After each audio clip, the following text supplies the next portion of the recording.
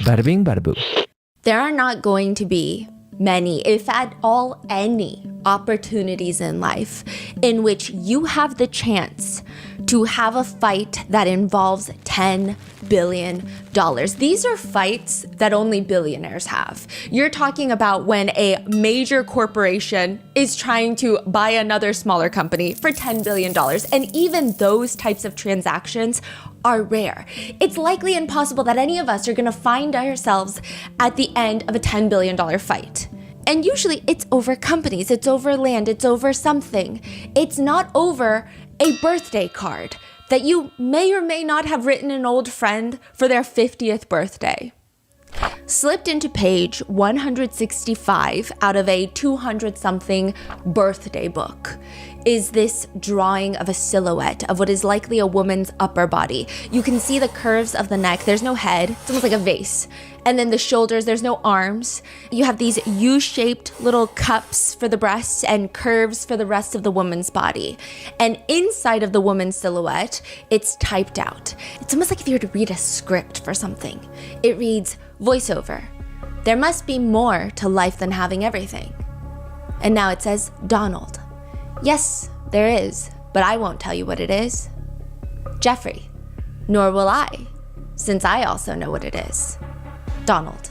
We have certain things in common, Jeffrey. Jeffrey. Yes, we do, come to think of it. Donald. Enigmas never age. Have you noticed that? Jeffrey. As a matter of fact, it was clear to me the last time I saw you. Donald. A pal is a wonderful thing. Happy birthday, and may every day be another wonderful secret. Signed, Donald J. Trump, with Trump's signature appearing to be the pubic hair of the silhouette of the woman. So it's at the very end, and it's written in a way where it's insinuated that it's pubic hair. For this that has been made public, Donald Trump, the president, sues Wall Street Journal for $10 billion. He posts on Truth Social, the Wall Street Journal printed a fake letter supposedly to Epstein. These are not my words, not the way I talk, and also I don't draw pictures. I told Rupert Murdoch it was a scam and that he shouldn't print this fake story, but he did, and now I'm going to sue his ass off and that of his third-rate newspaper. There are close to 250 pages of this birthday book released to the public, and it feels like an evidence file. I don't know if it's the way that things are scanned, but it doesn't feel like an innocent ode to Epstein's 50th birthday. These are back from 2003, just to clarify, but it feels less like a birthday tribute and more of a, hey, maybe every single person in this book should probably just go to jail as a precaution. What is a birthday book? It was put together by Ghislaine Maxwell, who had reached out, and she said that Jeffrey Epstein also reached out to a bunch of his good friends, and they all contributed a letter or photographs or stories and memories that they wanted to share with Jeffrey Epstein that they've had with him. And she compiled it almost into this like scrapbook. So Ghislaine Maxwell did it as like a little birthday surprise? Yes. And there's a lot of big names in this book. And this book there's chapters in this book. There's contents in this book. There are chapters. Some of them are alarming. They just read children, girlfriends, scientist. It's a very alarming birthday book. These birthday cards were sent to Epstein before he pled guilty to any sex crimes, which is later in 2008. However, this is after Virginia Giuffre has been abused. This is after a lot of the victims say that was their time frame of the abuse. This is in the midst of when Epstein and Ghislaine are committing some of the most heinous trafficking crimes. And so everybody's wondering, maybe if we don't ever get a list, is this a list? Because these people, they are hanging around Jeffrey Epstein, they're hanging around Ghislaine Maxwell during the height of the trafficking crimes. And there's a lot of insinuations, there's a lot of different little hints to Jeffrey loves being around women. People are drawing some of the creepiest cartoons. They've included all of these inside jokes that all feel like they point to something just a lot darker. It feels like at least one person, if not a lot of people in this birthday book, knew what was happening with Epstein and Ghislaine and their sex trafficking ring.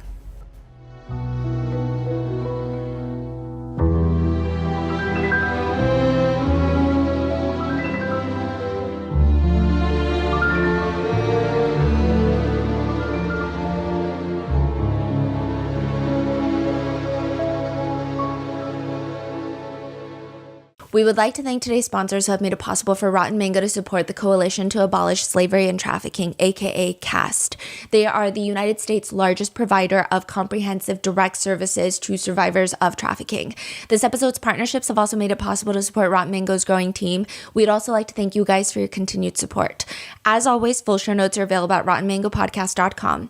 This episode involves mentions of alleged DV, self-exit, CSA, trafficking. Please watch with caution. And this is part 2 of our coverage on everything that's been happening with Epstein and the Epstein files. I do want to be clear that the allegations mentioned in the video are not Rotten Mango's allegations specifically, but rather a retelling of the case details reported on by survivors like Virginia Giuffre. And additionally, all opinions, online sentiment, netizen comments are publicly available online records, and they're not a reflection of our own beliefs. That's not to say that we don't personally have an opinion on this case, but our opinion does not equate to fact.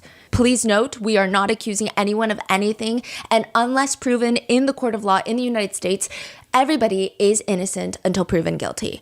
So with all of that in mind, I'm also going to leave a change.org petition in the description, show notes, and in the pinned comment, because a lot of the victims of Epstein and Ghislaine Maxwell, they have created a change.org petition because a lot of people in politics right now are arguing, well, we don't want to release the files because we don't want to risk any of the identities of the victims, or like we don't want to re-traumatize them. We don't want them to go through that. And the victims are standing up to say, no, we do. We survived this and we want this to be made public. Don't be using us as an excuse. Wow. After everything that they've already been through in the court system, in the legal system, they're like, no, the last thing you're going to do is use us as a scapegoat. Wow. So please go sign that change.org petition. And there's a lot of resources also linked in there. I also want to say that we hope that the conversation for these videos is not going to be about the Rotten Mango's team's political ideologies. I mean, we've made it pretty clear time and time again where we stand. But in these particular episodes and in this series as a whole, I think that it would just be ridiculous when that becomes the topic of conversation rather than, you know, like the people who could be involved in trafficking of children and have infinite access to money and power and are in high up political offices. And I will say this is a very interesting situation where there are high-profile people from both parties that are being listed that keep coming up. Bill Clinton being from the left, Donald Trump being from the right. I think this is like one of the very few instances of recent history where both parties and a lot of people in America are pretty united in the sense of we want the Epstein files released. And I do think that there are a lot of incredible channels. Obviously, we're biased, so we watch certain ones that lean a certain way. But there are a lot of people who are giving their political opinions and giving a lot of political commentary of the Epstein files. I'm going to just try to make this a compilation of everything that we found online without inserting too much of our opinions into it, just so it's easier for you to consume. So with that being said, let's get started. 2016 was one of the nastiest presidential races in US history. Is that a fact? Probably not. I don't know, but it was really dirty. I mean, there is no other way to put it. The race between Donald Trump and Hillary Clinton was essentially a shit-slinging contest where everybody ends up covered in shit, including all of the Americans witnessing it. And we just had to walk around with shit on our noses while the whole world is watching us. It was the most ridiculous race of all time. At Trump rallies during the 2016 race, thousands of Trump supporters are screaming, "Lock her up," about a presidential candidate in regards to Hillary Clinton. There are reports that some people would leave their brains at home and come to rallies wearing Trump that bitch t-shirts, which, like, you can have your opinions about Hillary Clinton, okay, regardless of which side of the aisle you choose to die on. It's just not really a spectacular choice of attire in the name of fashion. There is a lot of discourse to be had with people, and again, not noting all of the political ideologies, but both candidates were incredibly polarizing people. Yet they were just polarizing and very much hated by the opposition. However, Hillary Clinton was hated for being a woman on top of everything else she was already hated for. Whereas Donald Trump, he was hated for all the things he was hated for, but he wasn't hated for being a man. Of course, Trump does not make this easier for Hillary Clinton. At the time, there was this huge discussion of misogyny, which I do think that that's a pretty soft word to put to this, but there, at one point, Trump retweets a post And that post reads, if Clinton can't satisfy her husband, what makes her think she can satisfy America? He did later delete it, but now in 2025, people are thinking back to this moment, and it's starting to feel a little bit different. Because the new conspiracy theory in America, or joke if you will, is that Donald Trump and Bill Clinton were having a salacious affair that Jeffrey Epstein knew about. In the US, we like to make little acronyms for things. Perhaps it makes things sound more approachable. Instead of saying the Supreme Court of the United States, we say SCOTUS, or FLOTUS for the First Lady of the United States, or POTUS for the President of the US. It sounds softer, rather than saying, this is a really old man with the nuclear codes. It sounds more approachable, shorter, POTUS, right? A new acronym has now entered the conversation, THROTUS. It is a play on POTUS and throat, because the new conversation is that Donald Trump gave throatus to former President Bill Clinton. Joke meaning that it's probably untrue. It probably is in bad taste, potentially. I'm also not saying that this happened, and I'm definitely not here defaming the most powerful people in the country because that would be unhinged behavior.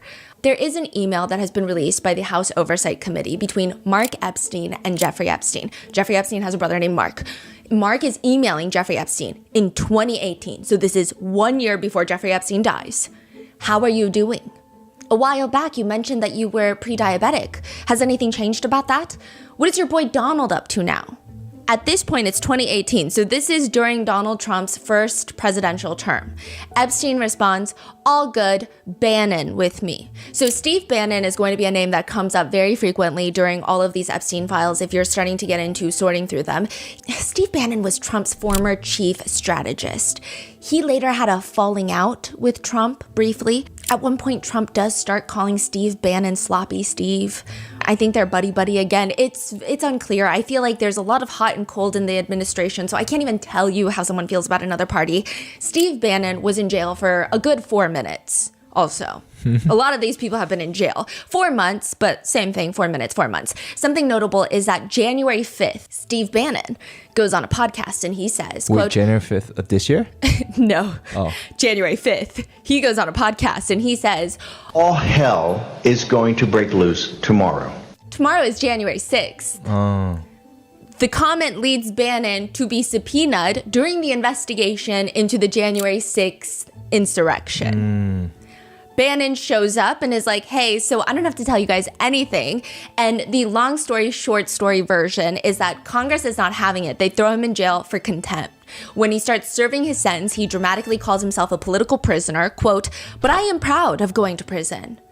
Oh, so that's what the 4 minutes is for. Yeah, for the 4 months. And also he's proud of it. But at the same time, it has been reported that he was calling every single political connection that he could get on the line to try and shorten his sentence, and asking everyone is probably a gross exaggeration, but I'm sure he asked a lot of people. After 4 months, he walks out of there as if he had just gone to war. And he states publicly, the 4 months in federal prison, not only did it not break me, it empowered me. I am more energized and more focused than I've ever been in my life. So there is also a book called The Devil's Bargain, and on the cover of it is Trump and Steve Bannon. And in my personal opinion, the cover of the book looks like two best friends in a room and they might kiss. The important takeaway of this is not the perceived sexual tension between Steve Bannon and Donald Trump. It is that Steve Bannon was a huge, huge reason on probably why Trump was successful in his 2016 run to the White House. That's how a lot of people feel. Steve Bannon has always been a pivotal part of Trump's official and unofficial team, and he's seemingly very, very close with Epstein up until his death, even in the years leading to his arrest. There's emails from 2018 that indicate that Epstein was with Steve Bannon during that time. Epstein responds to his brother in this email about this pre-diabetic condition, and he writes, all good, Bannon with me. Mark Epstein responds, ask him if Putin has the photos of Trump blowing Bubba. Who is Bubba? A Reddit post from 12 years ago, pre-Epstein becoming public era, a Reddit post reads, why is Bill Clinton's nickname Bubba? The top response to the post is, everyone in Arkansas is nicknamed Bubba. A more thorough response reads, Bubba was a nickname given by his Republican rivals, and it's often associated with, quote, white trash of the South. They thought they could belittle him by saying that he was an undereducated, trashy person, but it backfired ultimately. Mark Epstein, Jeffrey Epstein's brother, has now come out to state that Bubba is not Bill Clinton, but nobody really believes him. So who's Bubba? He doesn't say. He doesn't say, to the point where people start speculating that perhaps Bubba is a horse that Ghislaine Maxwell had. There is no indication that she did have a horse named Bubba, but that would also be, I don't know which one's worse, actually. So I don't know if, which hypothetical situation would be the worst of our imagination. The email reads, ask Putin. Yes, ask Bannon to ask Vladimir Putin if Putin has a picture of Donald Trump going down on Bubba.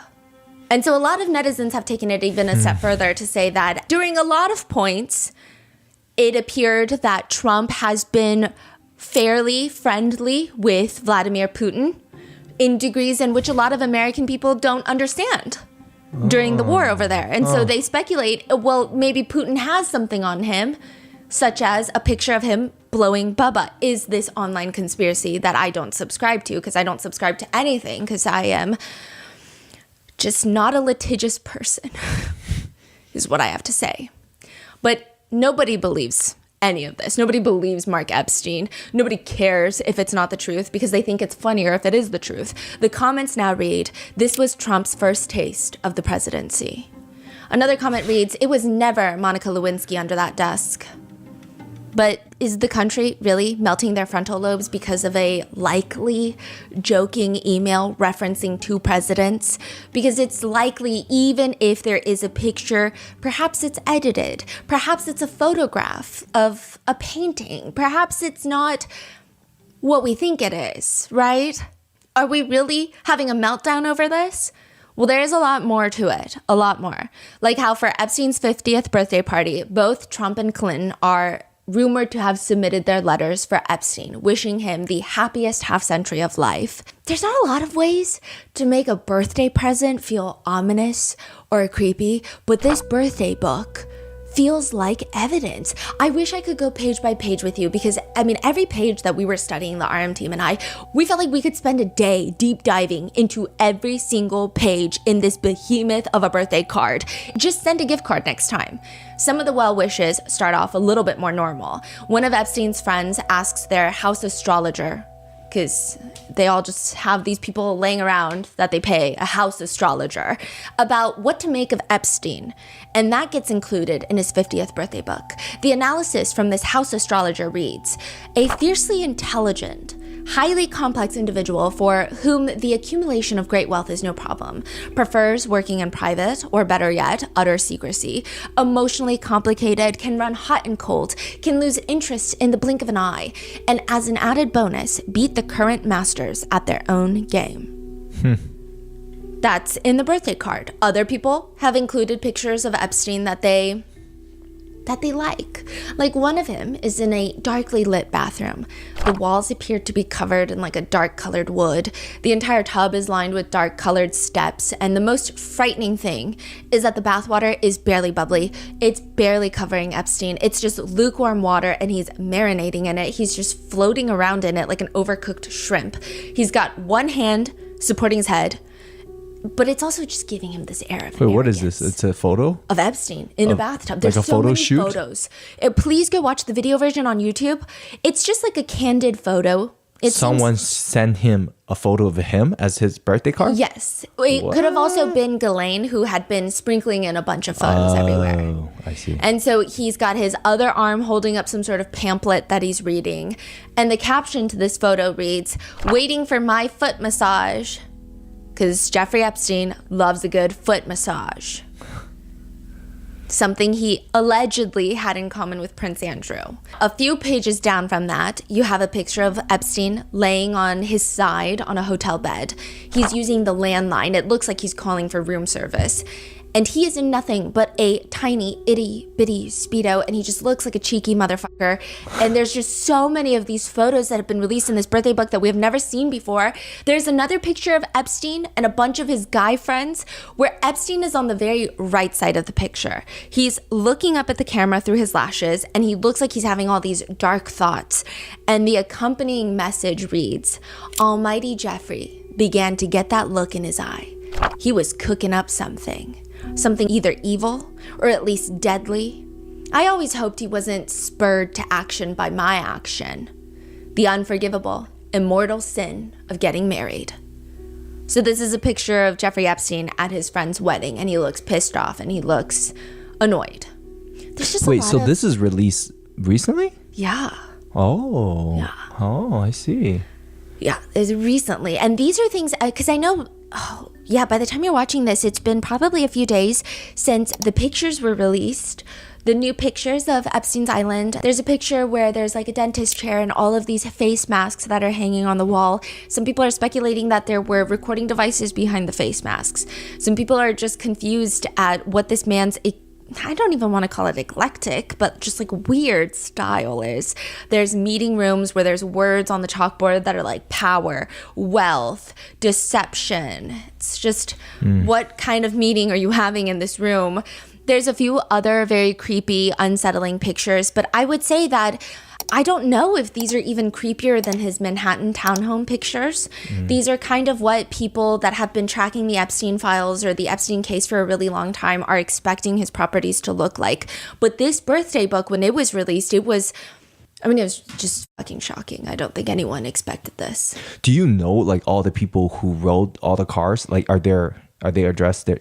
Put their name on there? Yes. So a lot of people have put their names on there, and there's a lot of high profile people in there. There's a lot of Nobel winning scientists. Yeah, there's big names in there. There's a few billionaires in there signing their names. And then you have a bunch of people who knew Epstein from a while back. I tried to trace down everyone whose name was I could read and decipher their names. A lot of these people have like the worst handwriting in the world.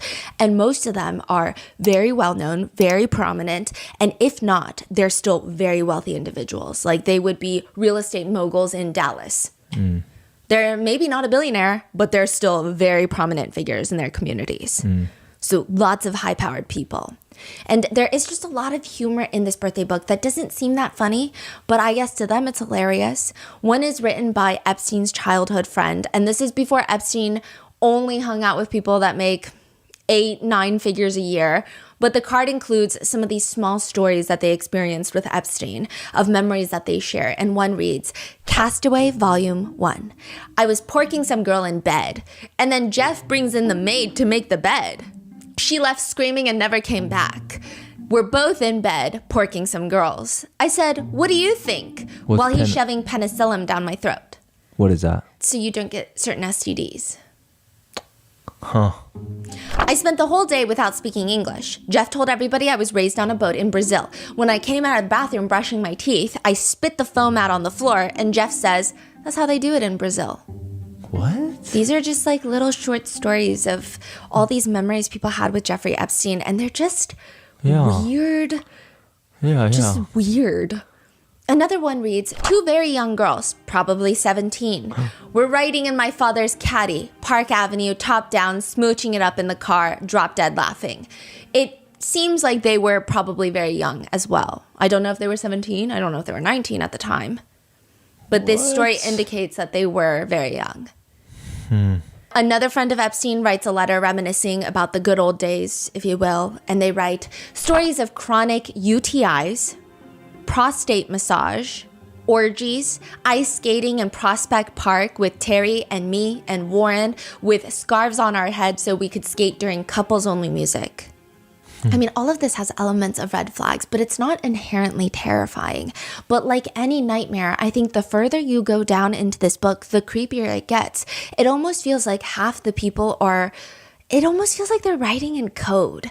A lot of inside jokes that are hard for third parties to grasp, but they feel sinister.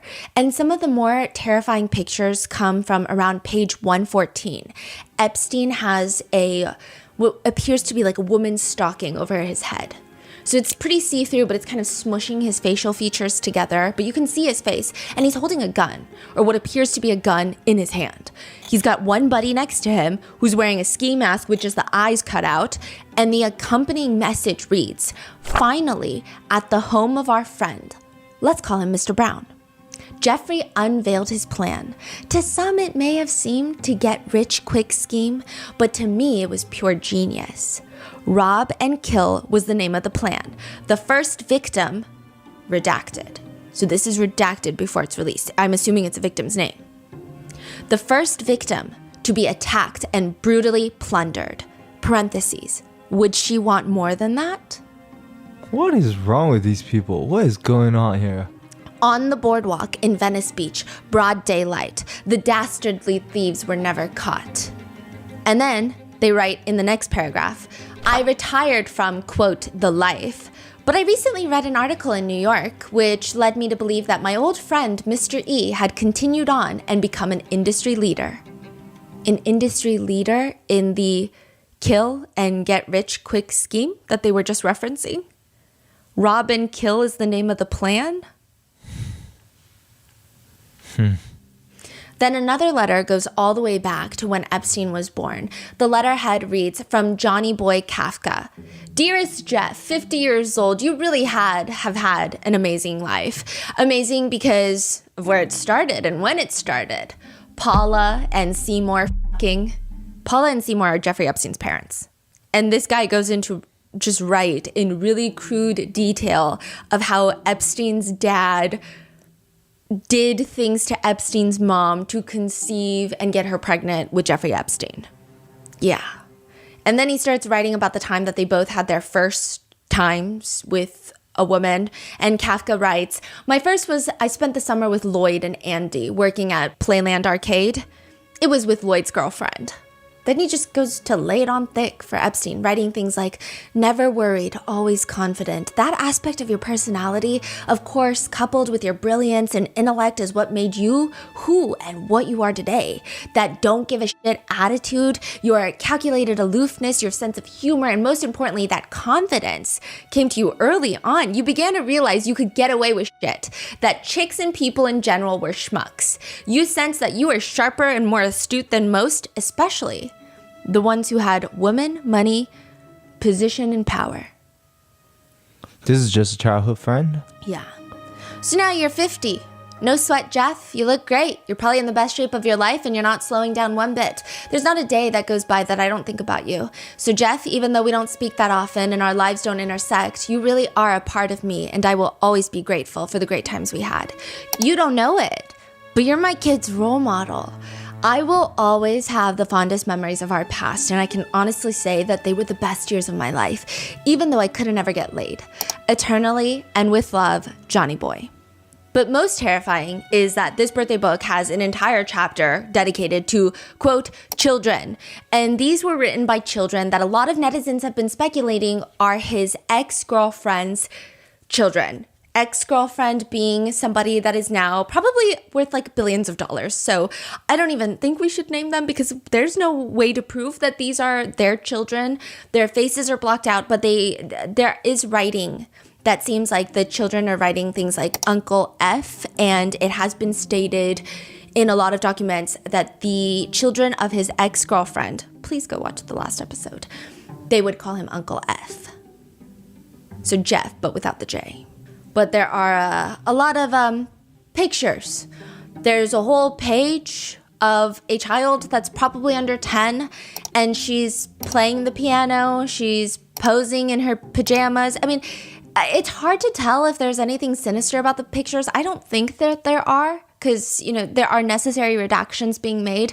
I don't think anything is inherently terrifying, except the fact that these are for Jeffrey Epstein. I just can't imagine gifting someone pictures of my child for their 50th birthday, unless it's a relative, which even then, I feel like my relatives would say, hey, thanks, I love your kids, but can I get a gift card instead? Like, I don't really care for these pictures like that.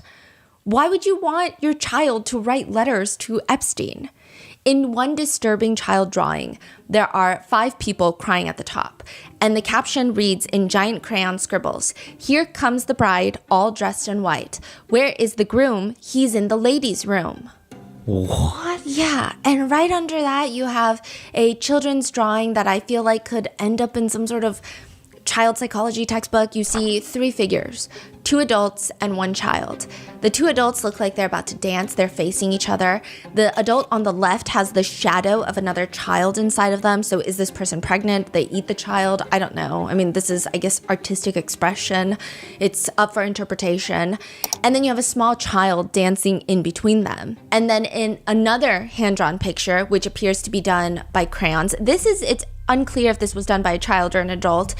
You see an adult playing a grand piano, like a Steinway perhaps.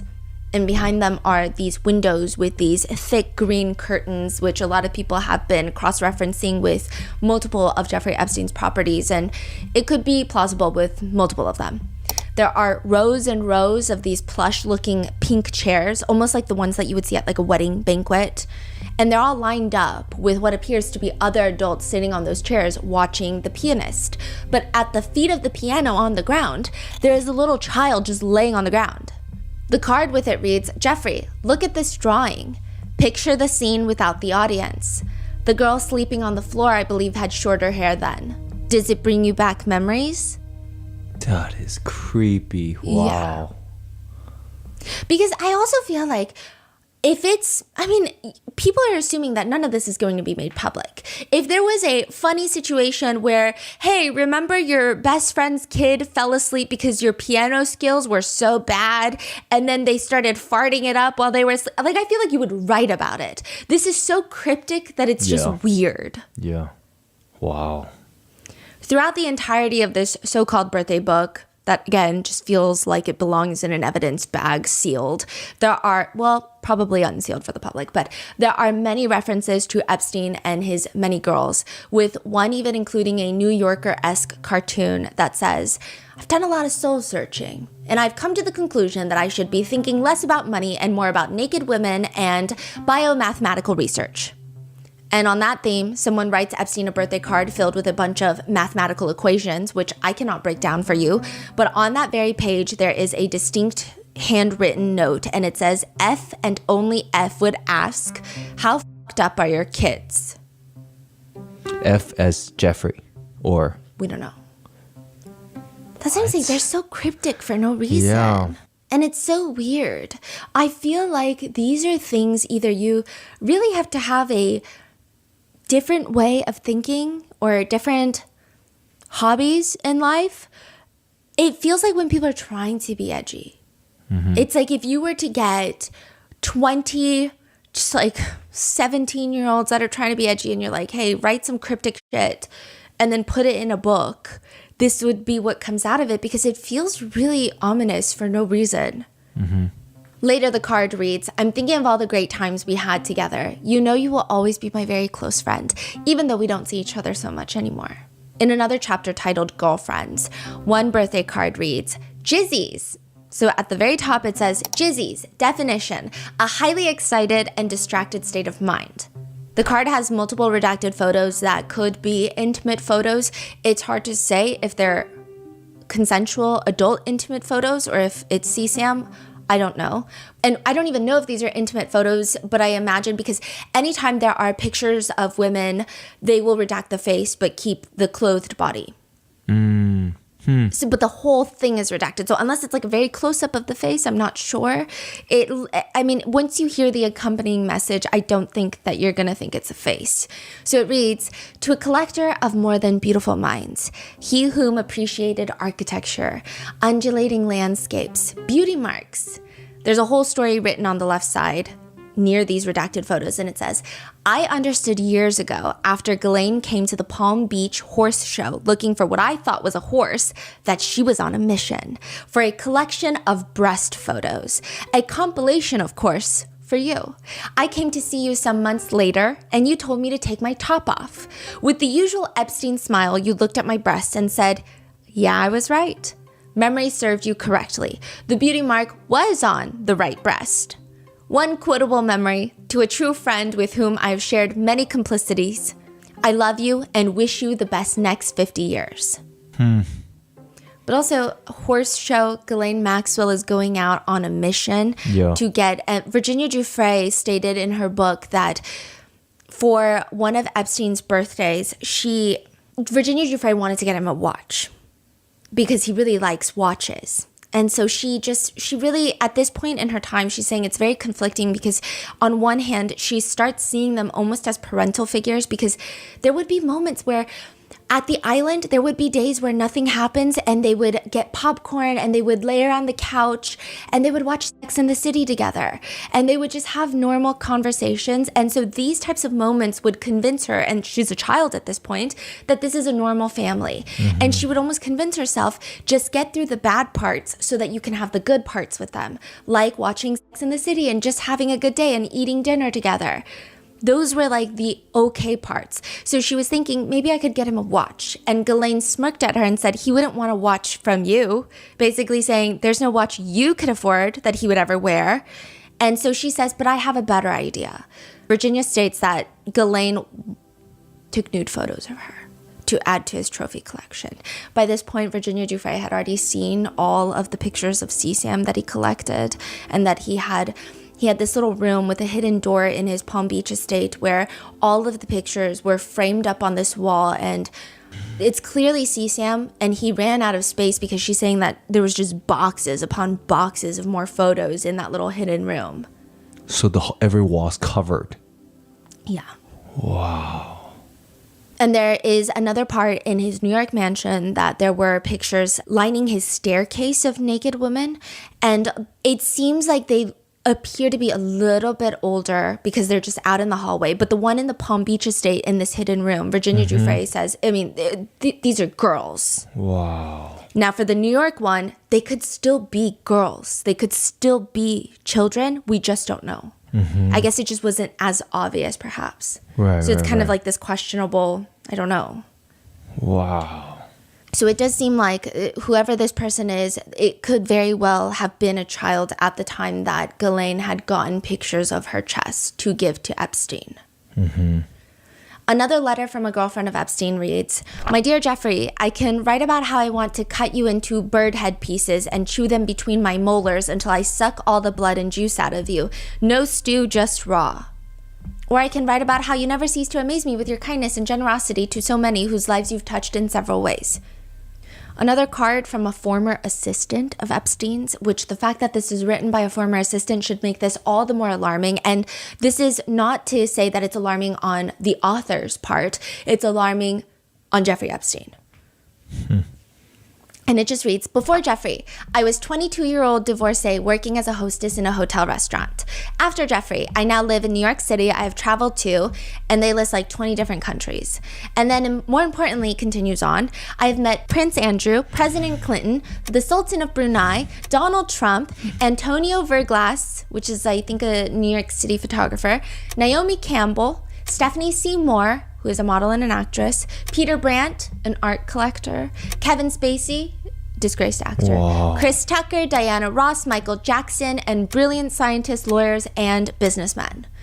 I don't know. Wow. I'm sure a lot of these people have no nefarious connections to meeting Jeffrey Epstein's assistant, who is clearly of age. So I'm not saying that this is any sort of insinuation that these people are on some sort of illegal list of they partook in any bad activities. I'm just saying that's what the card reads. "I have flown on the Concorde, gone skydiving, attended a Victoria's Secret fashion show." Because remember, one of Epstein's closest friends was Leslie Wexner, the owner of Victoria's Secret, which if you watched our original Epstein series, you'll get a whole deep dive on him. And they continue to write, "Seen the private quarters of Buckingham Palace, sat on the Queen of England's throne, rode on a racetrack with Max Pepys," I think he's a driver, "learned countless skills. Jeffrey, there are no words to describe how much I appreciate and admire you. I believe you are the most extraordinary person I've ever met and can't believe how lucky I am to have become part of your life. What you have shown and taught me in 1 year is more than most people experience in a lifetime. What else can I say but And then there's a ton of redacted photos. But after that line, what else can I say? But there's a picture of Epstein and her walking side by side in New York City, and his hand is like fully inside of her jeans on her butt. What? And this is supposed to be a former assistant, so... That is, wow. And it reads at the end, "Thank you." After the birthday book is released, the fallout is instant for some people. In London, the ambassador to the United States, so this is a UK politician for the Labour Party that is the US ambassador, Peter Mandelson, is under fire. The Foreign Office Minister in the UK is debating what to do about Peter. And finally, the judgment does come down. The Foreign Office Minister in the UK releases a statement. In light of the additional information in the emails written by Peter Mandelson, the Prime Minister has asked the Foreign Secretary to withdraw him as ambassador to the United States. They're saying that Peter Mandelson was getting too cozy in the United States. Perhaps way too cozy that he befriended Jeffrey Epstein. What did he do? What did he write? There's a lot of friendly emails between the two of them, allegedly. And allegedly, he wrote a note for Jeffrey Epstein's birthday book. It's actually one of the more explosive pages from the birthday book. The first page reads, "Once upon a time, an intelligent, sharp-witted man they call, quote, mysterious, parachuted into my life." And it's a picture of Epstein parachuting. Like photoshopped? No, like a real photo of him parachuting. You would spend many hours just waiting for him to turn up. And there's a picture of Peter Mandelson just looking out the window, waiting for Epstein, I guess. It's like a storybook. And then another caption, "And often, no sooner were you getting used to having him around, you would suddenly be alone again. He would leave you alone with interesting friends to entertain instead, or just some dogs to keep you company, although he wasn't always so keen on them." There's pictures of Peter and Epstein on Epstein's island, with the story continuing, but then he would parachute back in very occasionally, taking you by surprise in some far-off places, or in one of his glorious houses he likes to share with his friends. Yum, yum. I don't know what yum yum means, but the most damning part of this birthday card from Peter Mandelson is a picture of Peter and Epstein on Epstein's porch, or it appears to be Epstein's porch. Peter is in a white bathrobe, listening to Epstein talking with a giant smile on his face, and Epstein is fully clothed, leaning forward, just yapping away. So these are all very powerful people, right? Yes. He's clearly very powerful. Yes. But they talk about him in these letters like they're trying to suck up to him. Yeah. They're like looking up to this guy, like, you parachuted into my life and And I changed wait my for life. you. Yes. And you vanish, and you leave me. Exactly. That is so alarming. And there's an air of secrecy in all of these letters. It's weird. It's like, what do you mean interesting friends? Who is he leaving you with? And clearly, I mean, he's rich. None of these people needs money. No. I mean, some of these people that wrote cards to him Yeah. are richer than him. Exactly. And they're high political Yes. power people, but they still talk to him in this manner, which is crazy. Yeah. The political fallout is pretty instant for Peter Mandelson, but also for others like Alexander Acosta. At this point, it is safe to assume that there are 10 people that just run around from every freaking state and every city, and they hold all the power and they circulate amongst themselves. Because yes, while the release documents are very extensive, the list of names that are associated or somehow associated, nefarious or not, connected to Epstein, that list is long, yes. But still, the same names keep coming up over and over and over again. And Alexander Acosta is one of them. And listen, there is not much that I can say about Alexander Acosta other than the fact that there are a lot of netizens that write, you know, when someone just looks guilty, that's what we have to say about Alexander Acosta. What is he guilty of? Some would say of having a criminal hairline.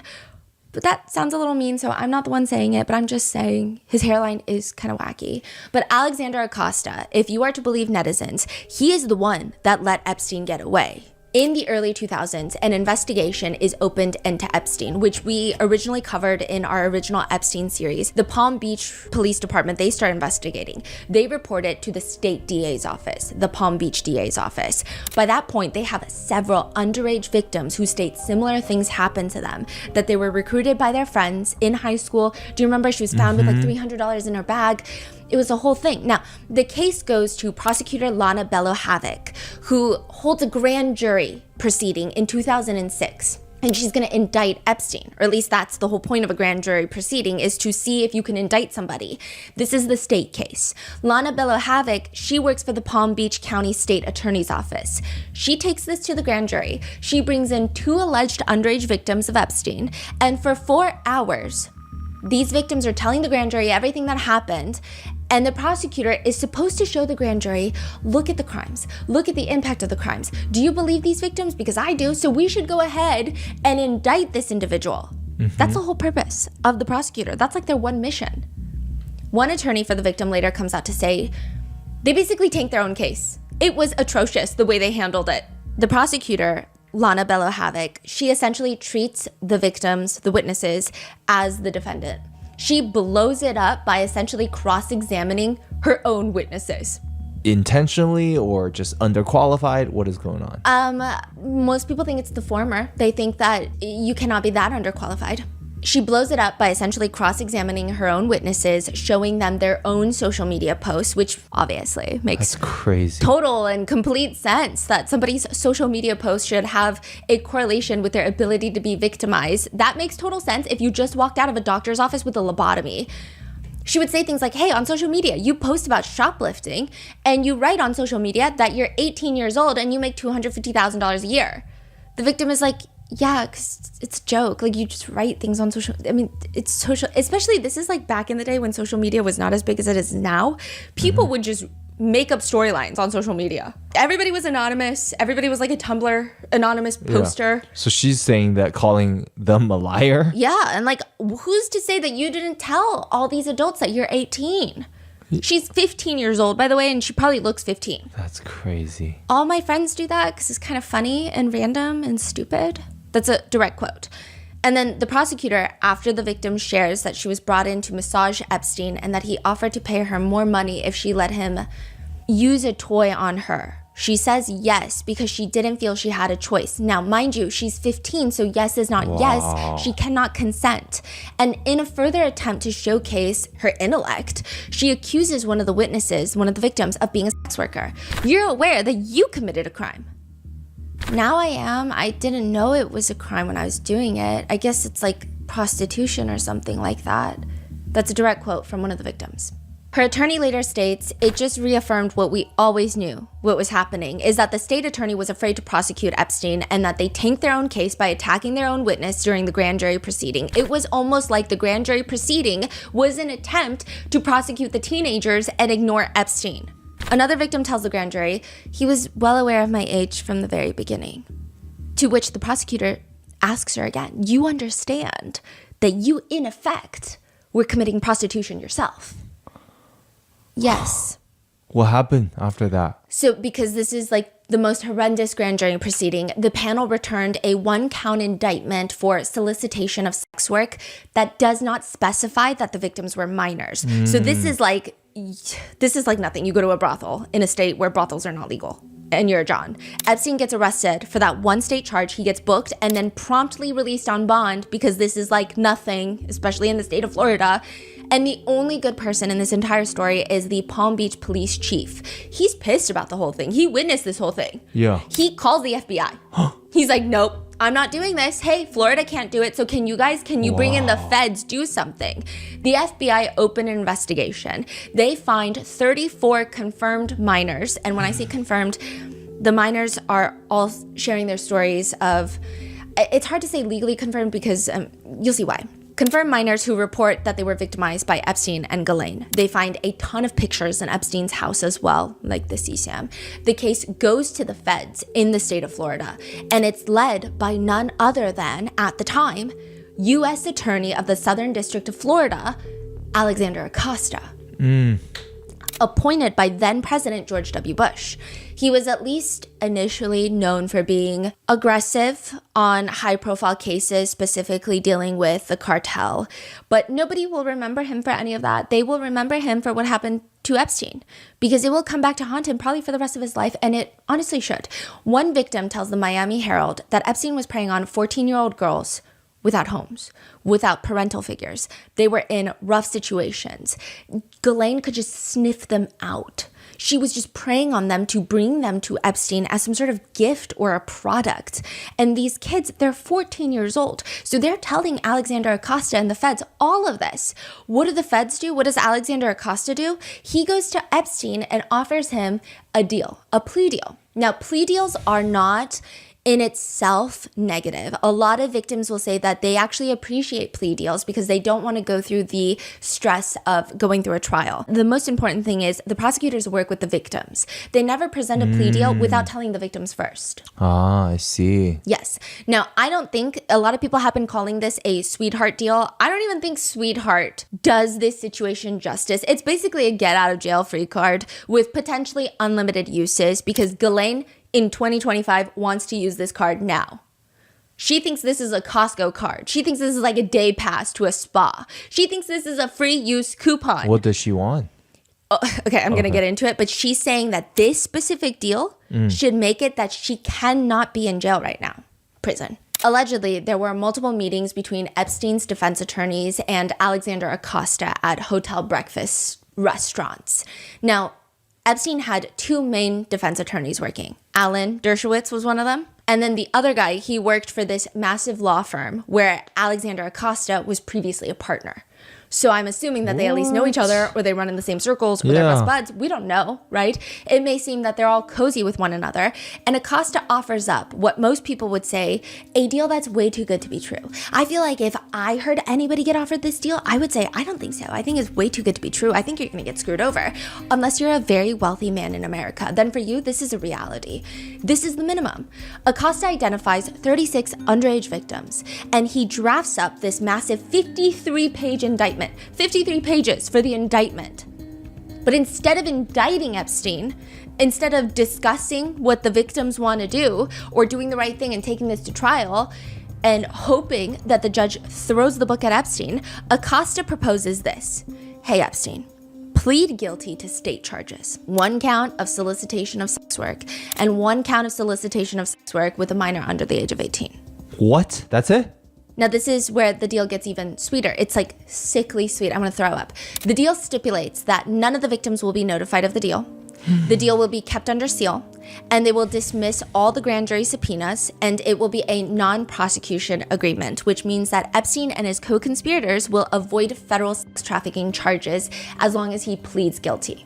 So Ghislaine Maxwell is now trying to use this to appeal her conviction. This is in Florida. This is the Southern District of Florida. And then this is in 2008, 2009. Now, in 2019, Epstein is arrested in the Southern District of New York by a prosecutor that we know, Maureen Comey, that was working on the Sean Combs case, but now has been fired, all still connected to the Epstein case. Trump famously hates her father, and some people think that the timing of her being fired after she primarily worked on Epstein and Ghislaine Maxwell's case is odd. That's not what I'm saying. I'm just saying that's what people are saying. So Maureen Comey, they get Jeffrey Epstein in the Southern District of New York. Then they get Ghislaine Maxwell in the Southern District of New York. Epstein dies before he goes to trial. Ghislaine Maxwell is convicted and she's thrown into prison. Now Ghislaine is saying, hey, I'm actually part of Jeffrey Epstein's 2009 non-prosecution agreement, which means I can avoid federal sex trafficking charges. She's trying to argue it doesn't matter that it's not the district I was charged in. So a lot of people are saying maybe if she had been convicted in the Southern District of Florida, that could apply more. But then she's trying to argue it doesn't matter because you guys are all the feds. The feds are the feds. But I mean, it doesn't seem like she's going to get out of jail. If anything, people suspect she may be pardoned at some point, receive a presidential pardon.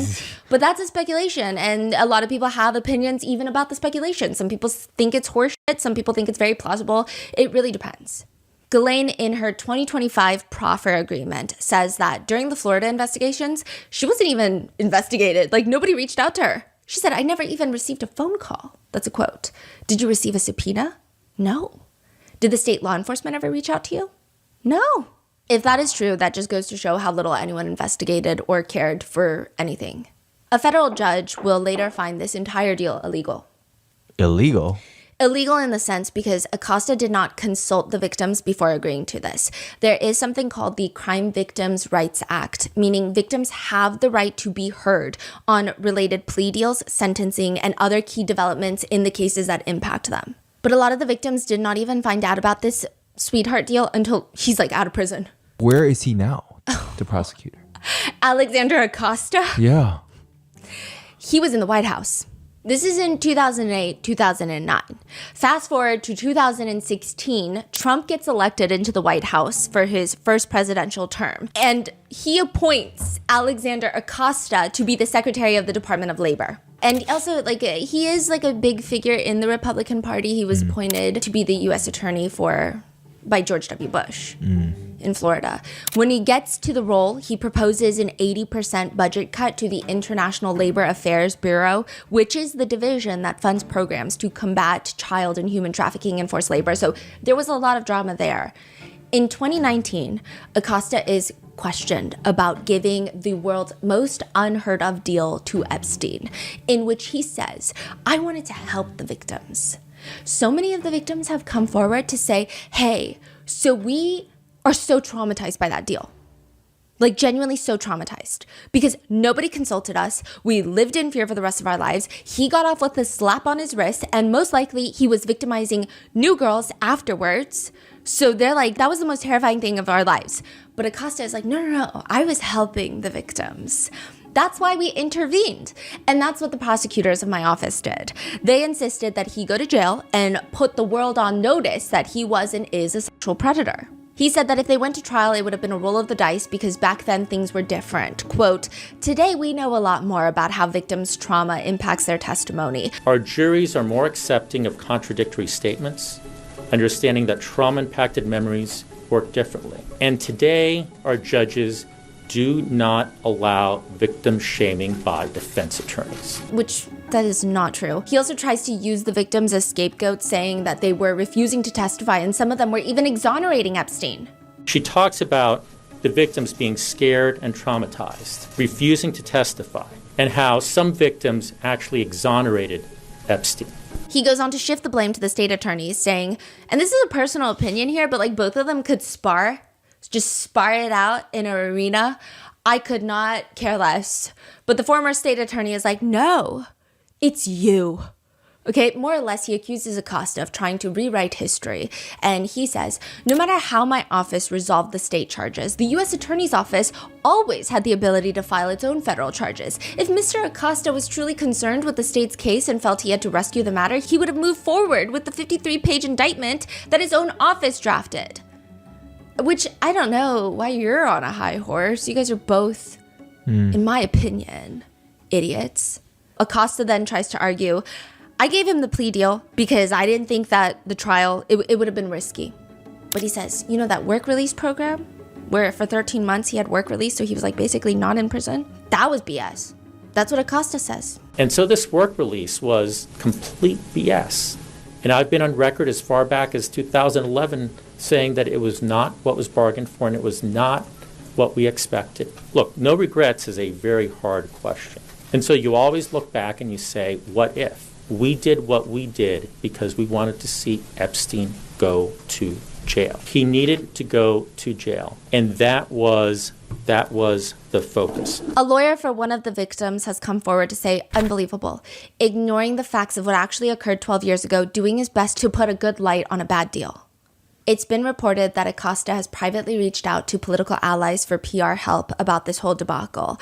And in another statement, Trump states about Acosta. And what I do know is that he's been a great, really great Secretary of Labor. The rest of it we'll have to look at. We'll have to look at it very carefully. But the scandal becomes so bad that Acosta is more or less forced to resign. And Trump says, quote, I feel very badly, actually, for Secretary Acosta because I've known him as being somebody that works so hard and has done such a good job. I feel very badly about that whole situation. He felt the constant drumbeat of press about a prosecution which took place under his watch more than 12 years ago was bad for the administration, which he so strongly believes in, and he graciously tendered his resignation. That was him, not me.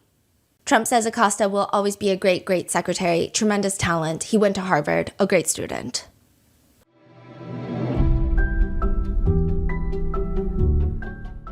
This podcast is brought to you by Netflix. Behind every empire, there is a story most people never hear.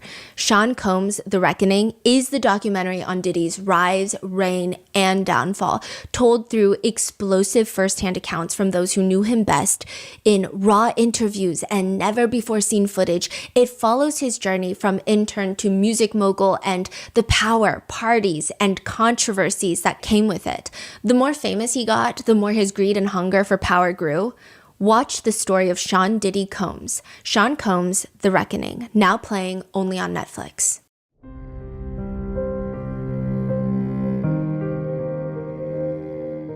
Decision fatigue can get so real. I remember when we were first starting our small business, I first heard the phrase decision fatigue, and suddenly I just had the exact phrase to describe the most persistent feeling I was getting. Every small decision fell on our shoulders as small business owners, and it just got very discouraging. Thankfully, we had Shopify. Decision fatigue can be the worst as a small business owner, but the commerce platform Shopify can help in a very big way. Shopify's point of sale system brings together in-store and online operations across up to 1,000 locations. Endless aisle, ship to customer, buy online, pickup in store. It's all made simpler for shoppers and helps staff have the tools to close the sale. Plus, a report from EY found that businesses on Shopify POS saw 22% better total cost of ownership. Although our first small business was for Grandpa Mingo's limited edition artwork, we have a project in the works that will alone demonstrate just how great Shopify is for small business owners and for small business shoppers. Get all the big stuff for your small business right now with Shopify. Sign up for your $1 per month trial and start selling today at shopify.com/rotten. Go to shopify.com/rotten. Shopify.com/rotten.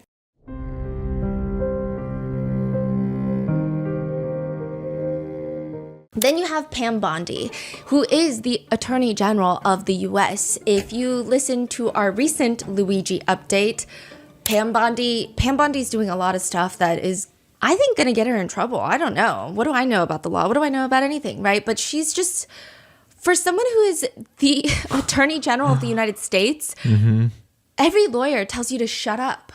And this woman will not shut up, ever.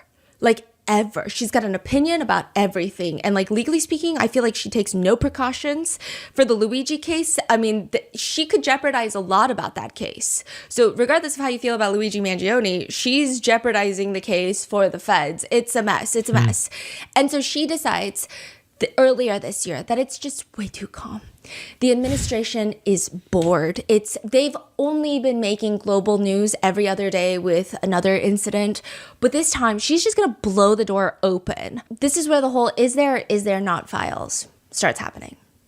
Oh, it's from her. Yes. So at one point, Pam Bondi, the Attorney General of the United States, states, and she says, so yeah, I've got like the entire Epstein file sitting on my desk right now, just waiting to be released to the public.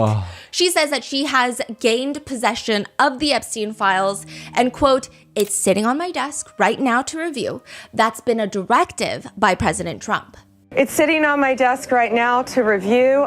That's been a directive by President Trump. In another interview later, she tells reporters, breaking news, you're going to see some Epstein information being released. What kind?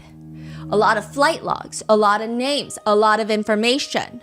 Then in another report, she says, there are tens of thousands of videos of Epstein with children.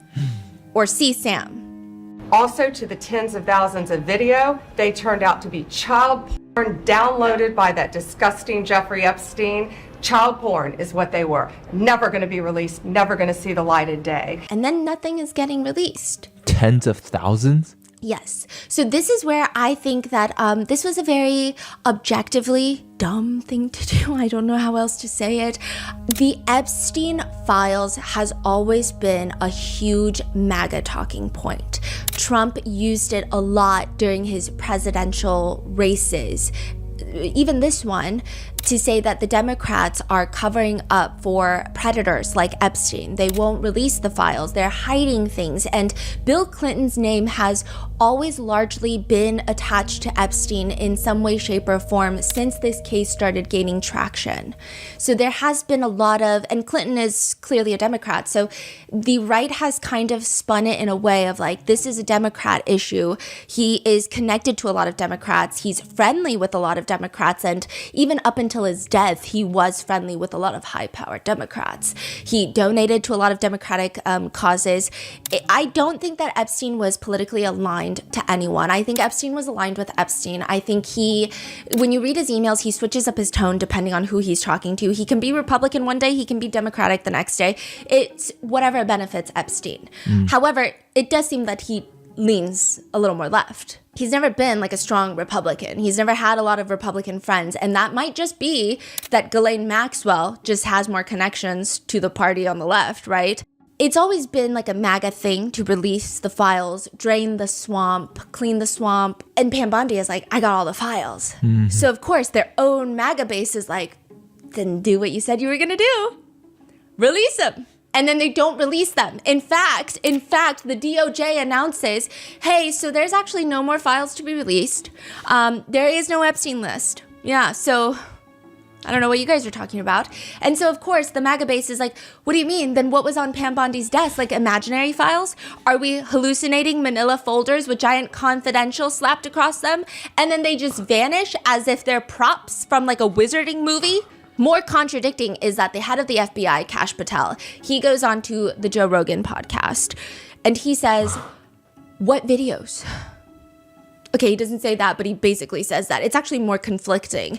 By the way, I'm just going to set the scene. They're like in what feels like a spaceship and the entire air quality, it's hazy with smoke because they're smoking Cuban cigars. No way. And like, it's just like the director of the FBI smoking Cuban cigars. No way. Yeah, with like a bald former wrestler. And like the visual is just a lot. And it's just like, and Kash Patel is like smoking. Just like, I can't take it seriously. It just feels like he's at a kickback at a fraternity. And he's like, if I had a video of a guy on an island committing a felony, you would know about it. Again, logical play out. If there was a video of some guy or gal, love the equality, committing felonies on an island, and I'm in charge, don't you think you'd see it? If there was a video of some guy or gal committing felonies on an island, and I'm in charge, don't you think you'd see it? Joe Rogan is like, right, if you have it, but you can't say that you have it. Even Joe Rogan is like, stop saying this. But you cannot say you have it, right? Right? No, we're giving you everything we have. Everything we have so far. No, we're giving you everything we have. So far. Have you guys gone over all the video that's available? Yeah, that's what I'm telling you. That's why it takes so much damn time. So are there videos or are there no videos? Are there files or are there no files? Is there a list or is there no list? And then the DOJ comes out to state that they're not going to release anything because all it would do is harm victims and it would release CSAM into the world, which a lot of people, including Trump's own base, are arguing nobody asked for CSAM. Like this feels like a really weird attack on us, not like us, but like, you know, you get it. Because like nobody asked for CSAM, but they made it sound like everybody was asking for CSAM. And it's like, who in their right mind would demand that the DOJ release CSAM that we don't even know exists or not? But like we would never, nobody in America would ask for that to be released. Furthermore, it is stated that Trump himself, he was on a Lex Friedman podcast before when Lex Friedman is asking him. It's just very strange for a lot of people that the list of clients that went to the island has not been made public. Yeah, it's very interesting, isn't it? Probably will be, by the way. Probably. So if you're able to, you'll be... Yeah, I'd certainly take a look at it. So is there a list or not? Now, MAGA has a full-blown meltdown over this, with some in the MAGA base even turning on Pam Bondi, saying that she lied. However, Trump does stand by Bondi at some point. He posts on Truth Social, what's going on with my boys, and in some case, gals. They're all going after Attorney General Pam Bondi, who is doing a fantastic job. We are on one team, MAGA, and I don't like what's happening. We have a perfect administration, the talk of the world, and selfish people are trying to hurt it. All over a guy who never dies. Jeffrey Epstein. For years, it's Epstein over and over again. Why are we giving publicity to files written by Obama, Crooked Hillary, Comey, Brennan, and the losers and criminals of the Biden administration who conned the world with the Russia hoax. They created the Epstein files, and now my so-called friends are playing right into their hands. Why didn't these radical left lunatics release the Epstein files? If there was anything in there that could have hurt the MAGA movement, why didn't they use it? Let Pam Bondi do her job. She's great. A year ago, our country was dead. Now it's the hottest country anywhere in the world. Let's keep it that way and not waste time and energy on Jeffrey Epstein, somebody that nobody cares about. And thank you for your attention on this matter.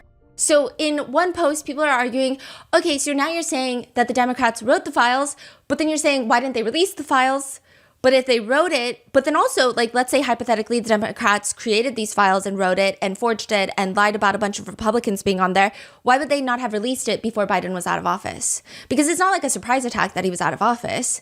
So they should have released it then, or like during the campaign, during the presidential race, they should have released it. So there has been argument about that. I think the biggest part that MAGA, the base, has been struggling with, from what I can see, is there is no consistency with the Epstein files. I mean, I think the left is not like the most consistent either, but as it pertains to the Epstein files, like the crazy swings of different storylines coming out of MAGA and the administration have been a lot for, I think, even Trump's own support base to keep up with. So it's like, before they get into office, we're going to drain the swamp, we're going to release the files, the left are crooked. They get into office and it's like, why do y'all keep talking about Jeffrey Epstein? I'm so bored. Aren't y'all bored? Even though they were the ones that kept talking about Jeffrey Epstein all up until during the presidential campaign. So there's a lot. Trump is also kind of lashing out, even going as far to say, let these weaklings continue forward and do the Democrats' work and don't even think about talking about our incredible and unprecedented success. But I don't want their support anymore. He's talking about MAGA, who's turning on him. Which leads everyone to be even more puzzled by the series of events. I mean, it seems like nobody has a stance that they want to take on this issue. Even the FBI director, Kash Patel, he's asked by Senator John Kennedy. So he's the Republican senator in Louisiana that everyone thinks is hilarious. Oh, okay. Yeah. I think he probably has some... I don't know, every politician, I'm just going to say, I don't know. They probably have some history, but he has gone viral many a times for his sound bites. You hate cops just because they're cops? The next time you get in trouble, call a crackhead. I'm not saying you're the dumbest person in the world, but you better hope the dumbest person in the world doesn't die. Life is hard, but it's harder when you're stupid. He's asking Kash Patel, who, if anyone, did Epstein traffic these young women to besides himself? There is no credible information, none. If there were, I would bring the case yesterday. And then Senator John Kennedy is like, are these files going to be released before I die? Because he's from Louisiana. And that went viral. Are you going to release all the information about that? I think in the near future, sir. Like before I die? And then he's like, yeah, if there's files to be released, I'm going to release them. And everyone says Kash Patel looks like he was recreationally, potentially, maybe it's a prescription. He looks like he has an itchy nose. Yeah. Okay. I don't know. But he tells Senator John Kennedy that he believes that Epstein self-exited at MDC Metropolitan. And that is not what he had previously said. Previously, Kash Patel said that something's not adding up about Epstein's death. So it seems like even about Epstein's death, they're like, this is weird. And then people had to remind a lot of, okay, this is just what netizens think. A lot of people were saying, I don't know, Epstein's death is very suspicious. Who probably has a lot to lose? Maybe the Clintons, right? And then, Epstein died when the Republicans were in the White House. So then people are like, wait. So then Kash Patel is like, maybe he did self-exit. I don't know if that's the reason he changed his tune, or maybe he was presented with evidence otherwise. I don't think he was presented with the evidence of the CCTV cameras, because remember how that got released? And I'm going to go into that in a little bit. But the CCTV cameras that are not even outside of Jeffrey Epstein's cell were released to the public to show that nobody went in there and offed Jeffrey Epstein. However, there's like a missing 3 minutes, and the metadata for the video, it's been edited, according to Wired. It's crazy. But the biggest problem is for both parties. I mean, you are constantly 2 people away from someone who is involved with Epstein. Steve Bannon, so this is Trump's strategist, messages Epstein about a documentary that they're making on Epstein. And he writes, can't redeem unredeemable. You are a lot of things which we will show, but you are not that. some more context? Yeah, I mean, okay, a lot of these emails are lacking context, but it seems like Steve Bannon is saying the whole thing about the documentary is addressing you can't redeem unredeemable. And he's saying, you're a lot of things. And we're going to show all of those things in the documentary, but you are not that. So at this point, there are speculative allegations that there were meetings that took place solely dedicated to fixing Jeffrey Epstein's public image. When was this? This is like before 2018. Okay. 2018, yeah. I see. Who's making this documentary? Steve Bannon. He's making a documentary on Jeff. Yeah, Epstein. So he's part of a handful. Trying to help him. Yeah. Okay. That are trying to do some damage control on his image. And he continues, yes, of course, but we must continue who traffics in female children to be raped by world's most powerful, richest men. That can't be redeemed. That's why you let them blow up the argument while showing the 12 you did redeem.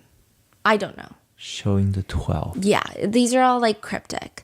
The documentary has never been released, but Steve Bannon is heavily intertwined with not only Trump, but Epstein. And if you look at all the released documents for the connections between Epstein and Bannon, they seem like they have quite a friendly friendship. I don't know if I could call it that. They seem close. Like there are some emails where it seems like these people don't really talk often. And then there are some emails where it seems friendly, whatever you want to call it. Republican Marjorie Taylor Greene is asked in an interview, how big of a blowback is there right now in MAGA world specifically? And she states, it's pretty big, I have to be honest. And a lot of people in MAGA, they really want to know more information about the people that were involved with Jeffrey Epstein. How big of a blowback is there right now in MAGA world specifically? It's pretty big, I have to be honest. I'm always honest about what's going on. And yeah, this one has been pretty big. And a lot of people in MAGA, they really want to know more information about the people that were involved with Jeffrey Epstein. And then Marjorie Taylor Greene resigns. This is all recent news? Yes. She resigns after she is accused of turning on Trump. She was one of the 3 Republicans that were needed to sign the Jeffrey Epstein Transparency Bill Act. Oh. And she has been like a day one Trump supporter. So 3 of them signed the bill. Yes. And she was one of them. And then now she has resigned. Wow. And everyone around Epstein, they're not being arrested, they're not being investigated, but they are facing what feels like the closest thing to having a giant studio light shine bright into their retinas. Okay, like a reckoning, as some netizens say. Prince Andrew, we talked about in the previous episode, he lost his prince title. He's been evicted from the royal accommodations. And this is clearly the harshest royal statement that we've ever seen thus far. In Ghislaine's 2025 proffer interview, which we're going to get into this too. So a proffer interview is when you go and you talk to the prosecutors, but anything you say in that interview cannot be used against you. Now, if you lie, you could be charged with perjury. That still applies. But that can still be public? Yes. So this was a proffer and they made it public for a reason. Well, that's what netizens think. This is in July of 2025. There is a proffer interview for 2 days. All of this has been made public by the DOJ, and we're going to talk about it. We have the audio clips of Ghislaine Maxwell's voice, and I'm talking about this in the next episode. But she is asked a bunch of questions. Now, you would think that this is going to be the most illuminating piece of evidence because Ghislaine Maxwell's trafficking trial was in federal court, so there was no live stream of it. It was at a time where everything felt a little more hush-hush. We don't really know that much about it, right? Yeah. And she's never been as public. She has released statements through her attorneys, but this is truly like the biggest interview that she will do.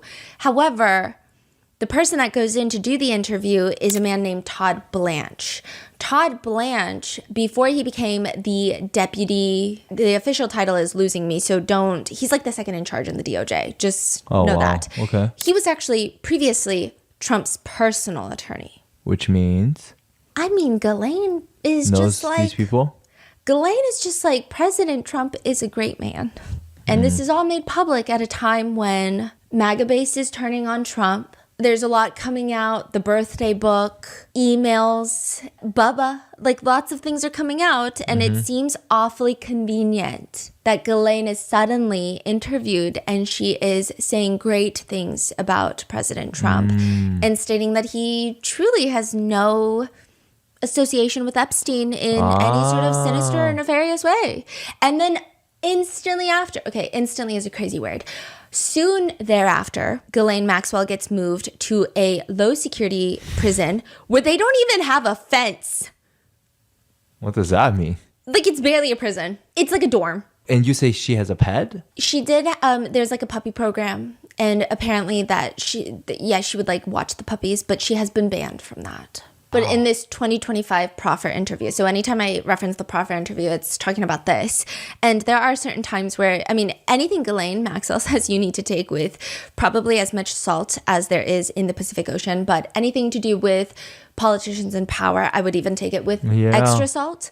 But she says, first of all, let's just state, I did not introduce Prince Andrew to Epstein. I did not introduce him to Prince Andrew or to Sarah Ferguson. That is a flat untruth. Start with that. And then she's like, okay. You know, Todd Blanche is like, I mean, I think it was actually Prince Andrew himself who suggested that he met Jeffrey Epstein through you. I think that's true. And I think it was actually Prince Andrew himself who suggested that he met Jeffrey Epstein through you. I think that's true. So, well, yeah, I'm sure it's true because I'm English. I'm English. My close friends are all close friends with Sarah and Andrew. I would not say that I was close friends with Andrew before, but certainly we were friendly, and certainly his best friends, some of them were very, very close with me. And I think that my friendship, me being present for me, is what made Andrew like Jeffrey more, like trust him more. She says that she didn't like Prince Andrew being friends with Jeffrey Epstein. She felt the friendship was pushed by Sarah Ferguson, Prince Andrew's ex-wife, and Ghislaine states, and I thought that Sarah was trying to put the moves on Jeffrey, if I'm being honest, and I thought the whole thing was annoying. And I was pissed off. What is going on? Then Ghislaine goes on to state Virginia Giuffre's interactions with Prince Andrew. I'm going to tell you right now, I'm so happy to tell you, I'm like excited, beyond excited. The allegation was that at my house in London in March, whatever that was, 2011, I believe. We went to London, especially so that Virginia could have a relationship with Prince Andrew, and she was paid a vast amount of money for that purpose. She then got in the bathroom in my house in London and had sexual relations with him. And then he left and she felt used and disgusting. Oh, and then after, you know, that she met him several other times. But we will come to that. Ghislaine says, so that weekend, that specific weekend, it's my mom's 80th birthday, and I was in the country. And I have some corroborating evidence for that. So that takes care of the reason why we were in London. One of the reasons why her story, Virginia Giuffre's, doesn't hold water. Then she says the next reasoning of why none of this can make sense, because her first reasoning was just rock solid, right? She says the second reason why, probably maybe even more important reason, that I think it's absolute rubbish, is that Prince Andrew, the idea of him doing anything of that nature in my house that's the size of this room, is so mind-blowingly not conceivable to me. As the man or what, I just can't, I know. My house was tiny. I think it's 900 square feet in total. It is on 3 floors, however. It was a gorgeous little place, but it was the size of a nut. Virginia says that she had relations at the bathroom. First of all, the bath is quite small. It's tight even for me. I put my brother in there to see what would happen, and it looks like a blivet, which is a sausage in a layer, very tight skin. So her description of whatever the two people were doing in the tub, that wouldn't work. Another reasoning why Virginia must be lying about this is, according to Ghislaine, Andrew, he's so English. He had a tie on. What? No, I mean, this is like the ramblings of an old grandma. I think even my grandma is more coherent than this. What's her energy like? Like very, can you believe Virginia Giuffre? She actually, I'm going to get into this in the next part. She states that Virginia Giuffre was the trafficker. And conveniently, she states this after Virginia Giuffre's passing. Oh, I'm so mad, yeah. She hates Virginia Giuffre because Virginia Giuffre sued her for defamation. Virginia Giuffre was, I mean, she took Ghislaine down and she took Prince Andrew down. So I guess if anyone wants to get away with committing alleged crimes against children, wear a tie. Nobody will catch you. They probably won't anyway if you're wealthy and powerful. So Ghislaine also thinks the photo of Virginia and Prince Andrew is fake. I don't know why she thinks that. I don't know where she came up with that. But Prince Andrew does end up paying Virginia Giuffre a $12 million settlement before Virginia Giuffre's passing. Which, again, I'm not sure why. Maybe I'm naive. Maybe I'm dumb. Maybe I don't understand. I don't know why you would pay someone $12 million if you're completely and utterly innocent. The next person under fire is a billionaire by the name of Leon Black. According to one New York Times piece, Leon Black was paying Jeffrey Epstein tens of millions of dollars per year for tax advice. Over the years, it has been uncovered that Leon Black paid Epstein over $150 million. That's just one person. Yeah.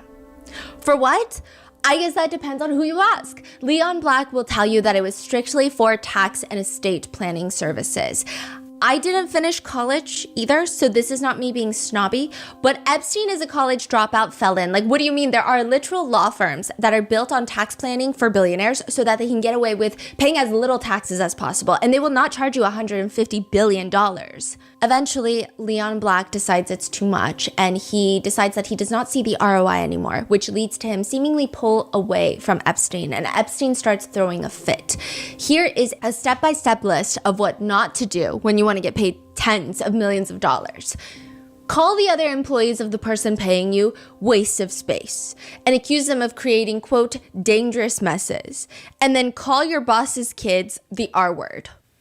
What? Yeah, that is what Epstein does to Leon Black.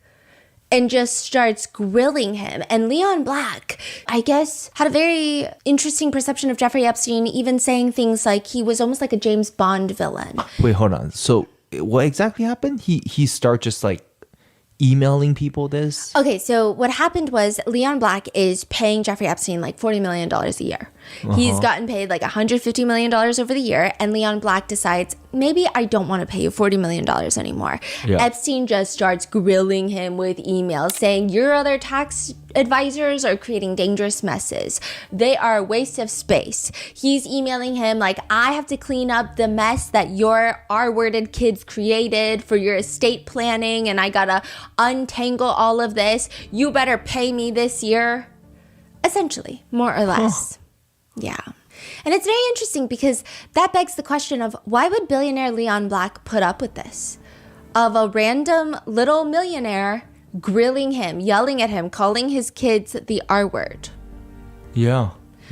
Well, there's a lot. So according to the Times, they went through separate emails as well as court records, and they found that a former girlfriend of Leon Black had accused him of SA. Leon Black goes to Epstein to allegedly ask about how to pay her millions of dollars to keep her quiet. Then in another lawsuit that was eventually dropped, a woman states that Leon Black had essayed her in Epstein's Manhattan townhouse. End quote. And for reasons that are unknown, Mr. Black wired hundreds of thousands of dollars to at least 3 women who were associated with Mr. Epstein, according to court documents and notes taken by congressional investigators that were shared with the Times. This is a quote from the Times piece. Now, Leon Black knew that Epstein had served time for soliciting sex work with a minor, to which Mr. Black told a reporter, I mean, he was with a 17-year-old prostitute, got prosecuted for it, and got put away for a year. I didn't think this was the end of the world, frankly. Which is why I guess he let him work on the deal. Leon Black denies that Jeffrey Epstein worked on this deal, but according to emails from Epstein to others, he stated that he was working on the deal for Leon Black to purchase one of the most famous pieces of fine art in history, the Scream, or a variation of the Scream. You know, the Scream painting? Yeah. He did purchase it for an insane $120 million.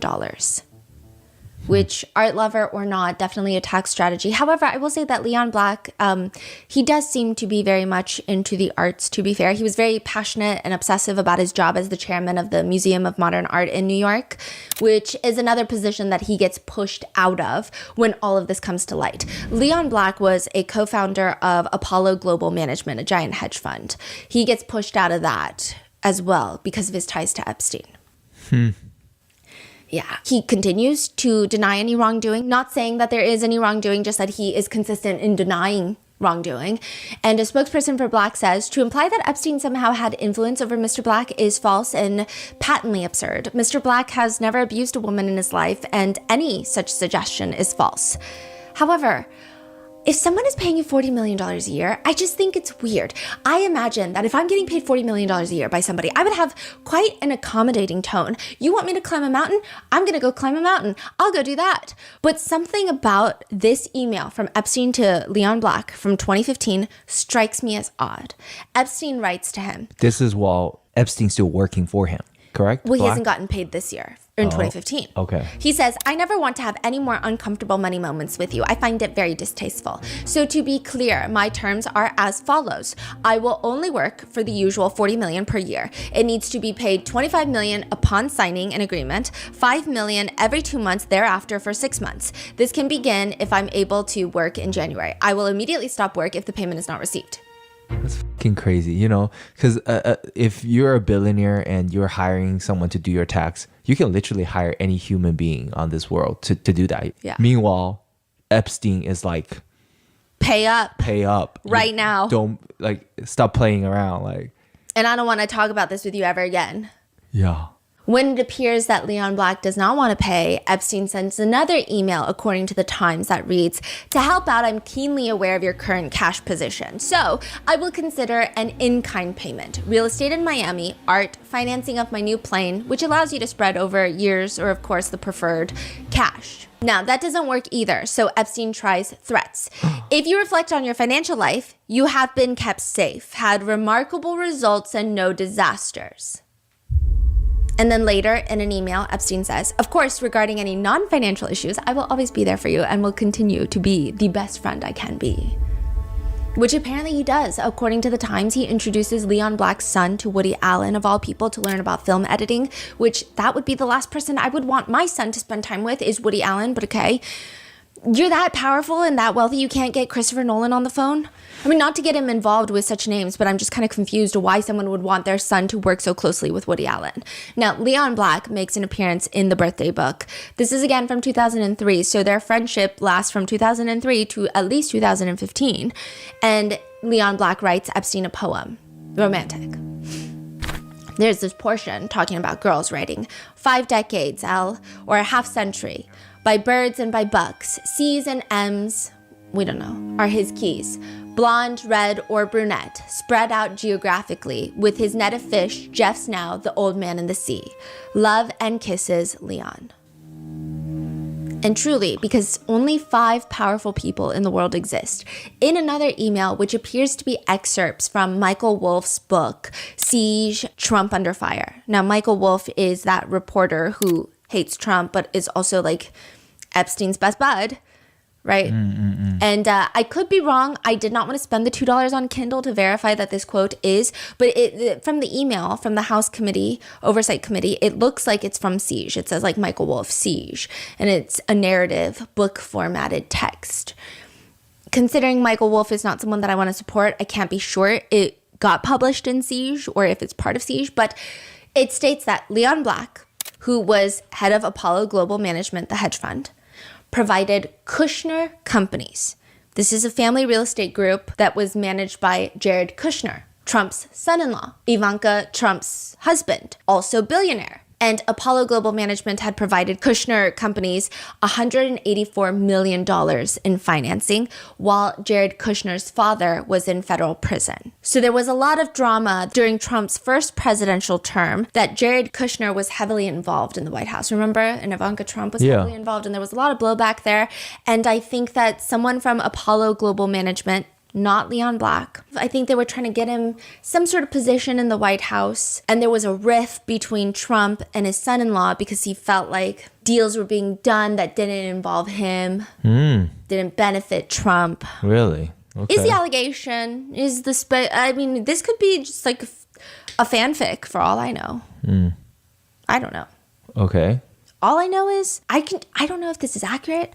I don't know where it's from. I can just tell you that it's in the document dump.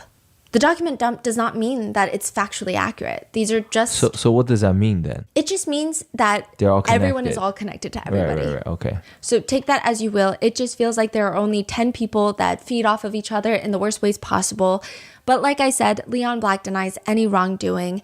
And the Times states that going through court filings, they were able to pinpoint at least, again, 3 women who had been paid by Leon Black, who were also listed in court filings as either Epstein's associates or his victims. So why would there be a crossover there? Leon Black's reps did not answer the questions about why these women were paid. But then it gets crazier. If you refer to an NBC News article from 2023, there was a federal lawsuit. A woman accuses Leon Black of R-wording her when she was 16 years old. and she has mosaic Down syndrome and autism. And it was alleged in the lawsuit that this took place at Epstein's Manhattan townhouse.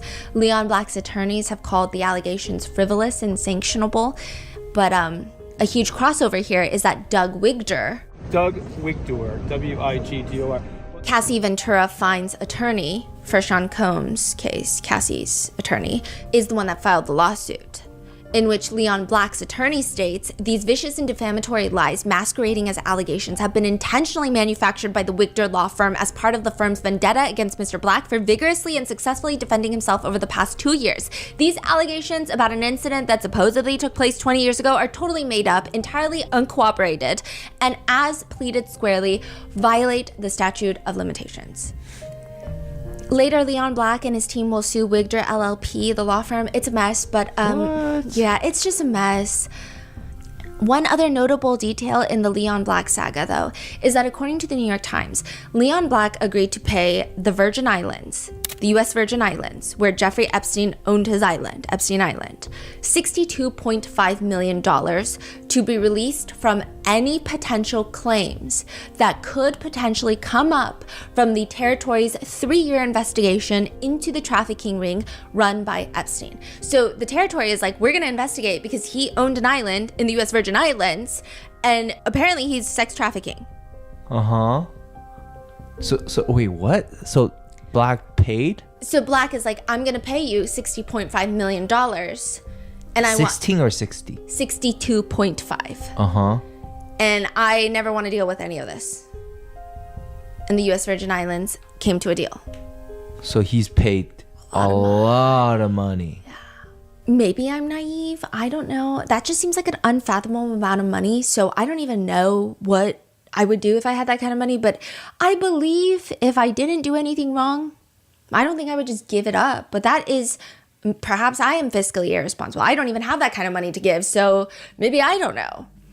Then you have Leslie Wexner, the longtime friend, client, and alleged name on the Epstein list. The billionaire that owns L Brands, that includes Victoria's Secret, Bath & Body Works. There's a lot on him in our original Epstein series, but he's also featured in the birthday book writing, Dear Jeffrey, I wanted to get you what you want, so here it is. Happy birthday, your friend, Leslie. And above it is just a hand drawing of a woman's chest.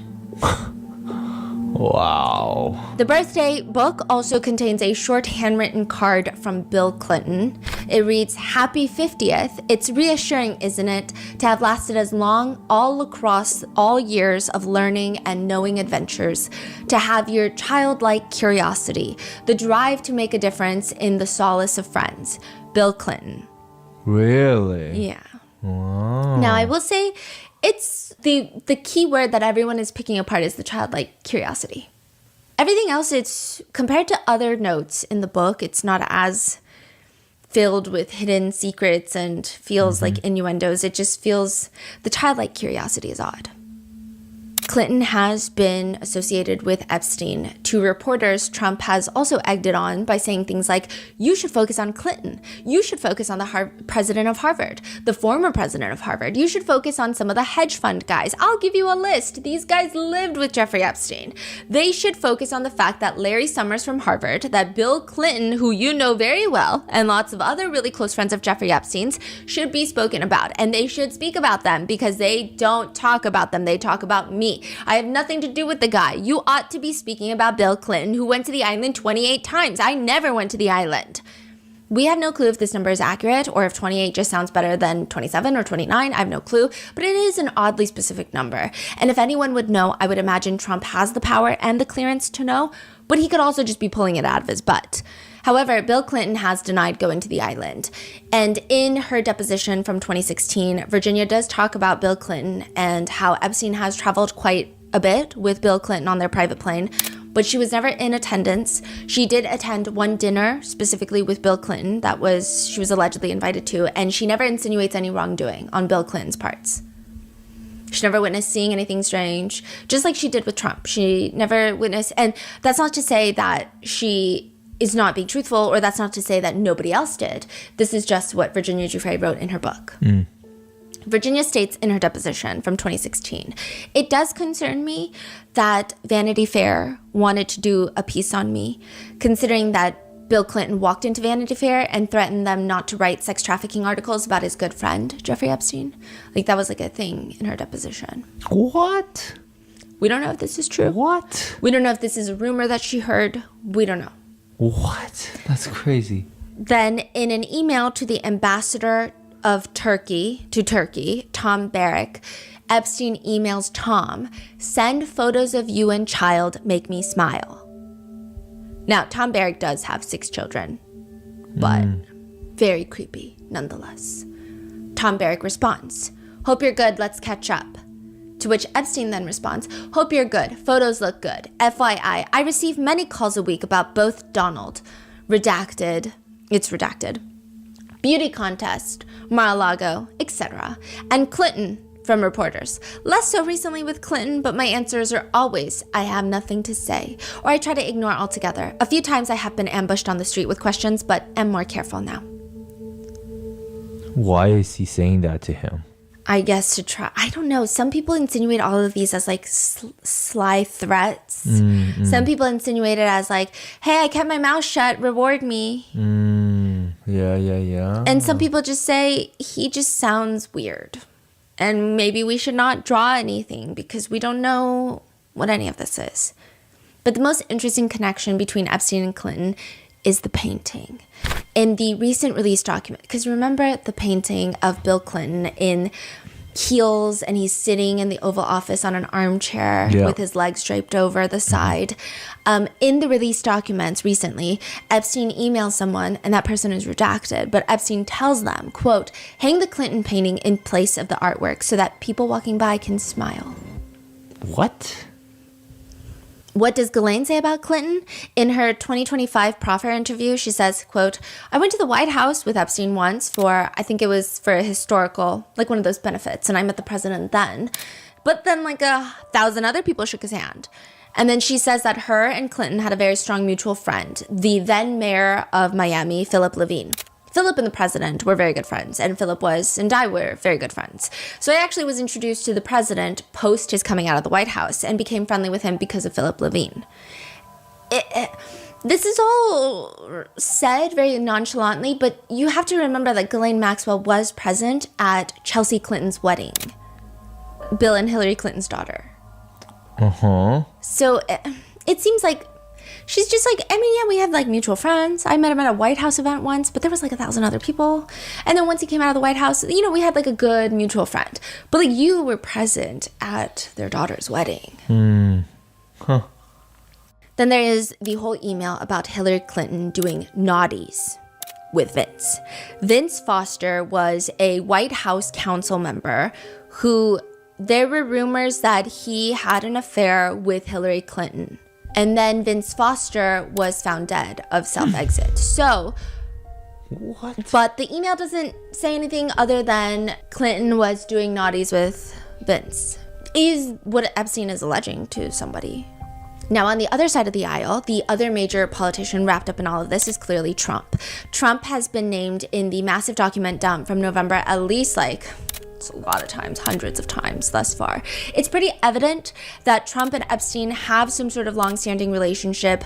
When that soured, why that soured, how it soured is unclear. How deep their friendship was, how often they hung out, how much did they know about each other's personal lives, that is also unclear. But there is evidence of friendly relations. There's archive footage from NBC that shows Trump inviting a ton of NFL cheerleaders to Mar-a-Lago. And you can see Trump, who was 45 years old at the time, dancing with these cheerleaders. And then he spots Epstein, who walks in, invites him in. They're off to the side just watching the cheerleaders. Trump is pointing at one of them saying she's hot. Epstein is laughing. And it's pretty clear that at some point they were friendly.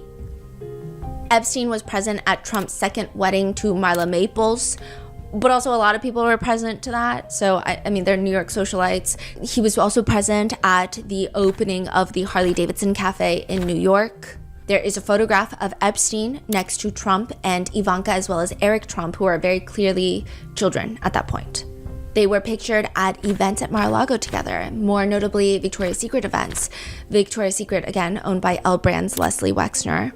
Now, the interesting thing is, I think MAGA was fine with all of this because most of these documented instances of them being friendly were before he took that plea deal. So there is this hope that the person in office had no clue. And once they had a clue, stopped hanging out with Epstein, right? Or maybe they even stopped way before the crimes. Maybe they started getting an inkling of it, which means that Trump should release the files because he always made it appear that Bill Clinton was the main one in the files. So the Democrats are protecting Epstein and the high-up officials. And clearly, Trump is not fond of Jeffrey Epstein. In another statement, okay, so back in like the early 2000s, this is before Jeffrey Epstein took that plea deal, but there were whispers probably around Palm Beach that something was amiss, but Trump has been quoted by saying, "I've known Jeff for 15 years, terrific guy. He's a lot of fun to be with. It's even said that he likes beautiful women as much as I do, and many of them are on the younger side. No doubt about it, Jeffrey enjoys his social life."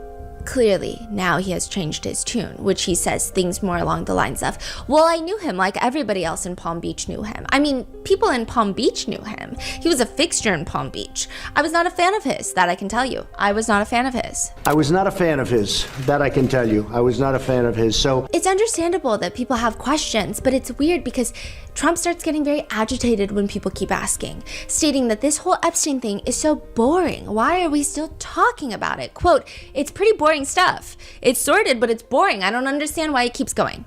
It's pretty boring stuff. It's sordid, but it's boring.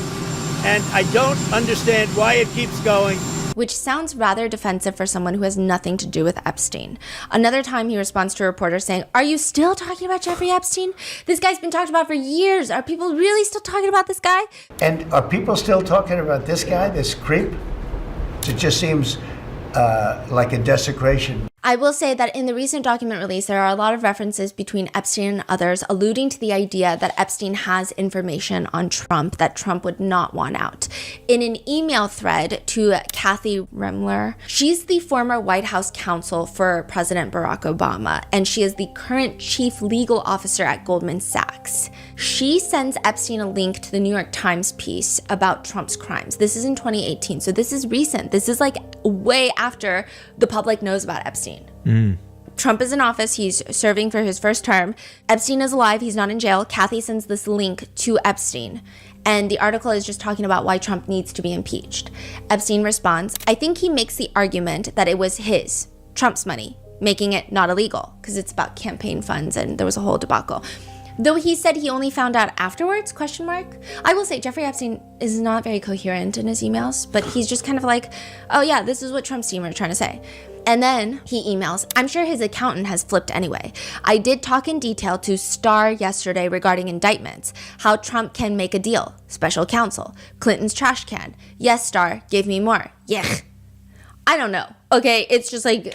It's the ramblings of someone that is unhinged. Kathy responds more coherently. "It makes no difference whether it was his money. Issue is failure to disclose, plus fact that he has lied his ass off and about it makes clear that he knew it was illegal."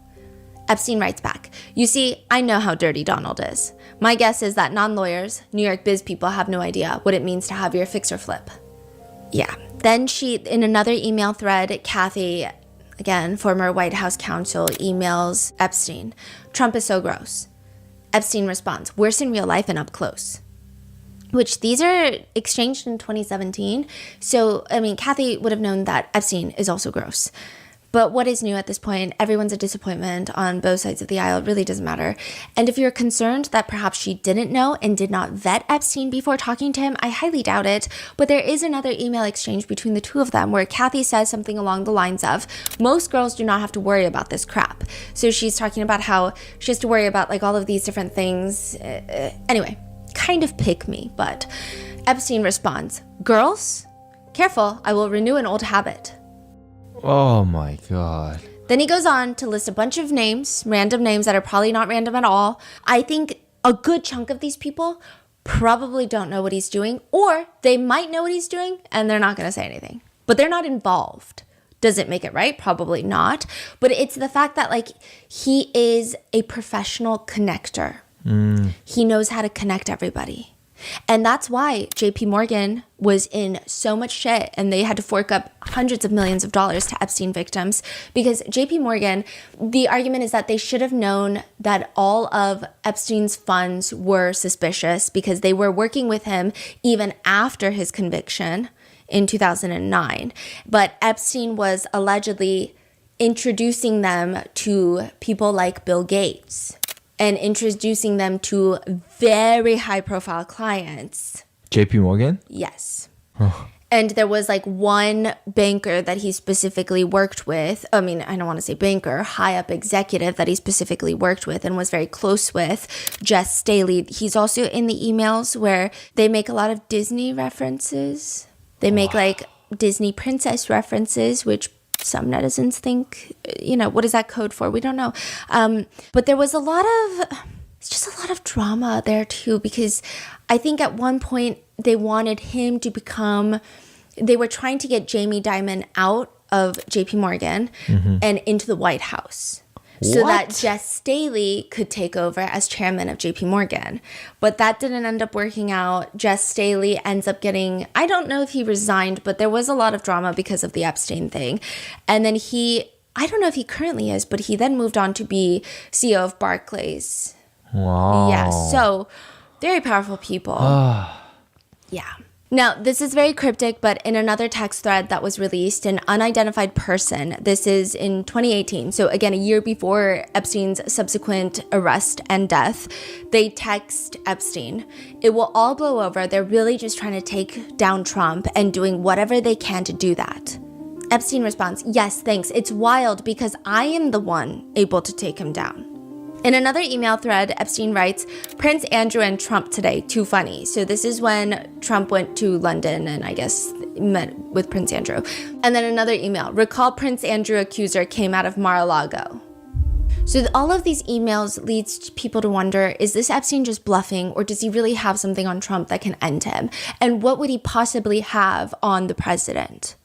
So far, the emails, they keep alluding to information, but there's not really any information, at least in the emails. For example, Epstein was in a very close contact with another reporter, this one from the New York Times, Thomas Landon, and also not a great person apparently, but he is asking Epstein for information about Trump, and Epstein responds, "Read my airplane logs and Hawaiian Tropic contest. Have them ask my houseman about Donald almost walking through the door, leaving his nose print on the glass as young women were swimming in the pool, and he was so focused he walked straight into the door."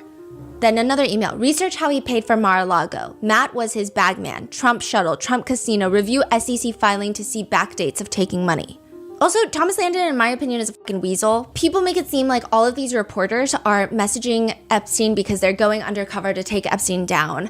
But he's asking Epstein all these questions, almost treating him like an advisor. He would even ask him things like, if you knew Trump was going to win the election, how would you position your portfolio?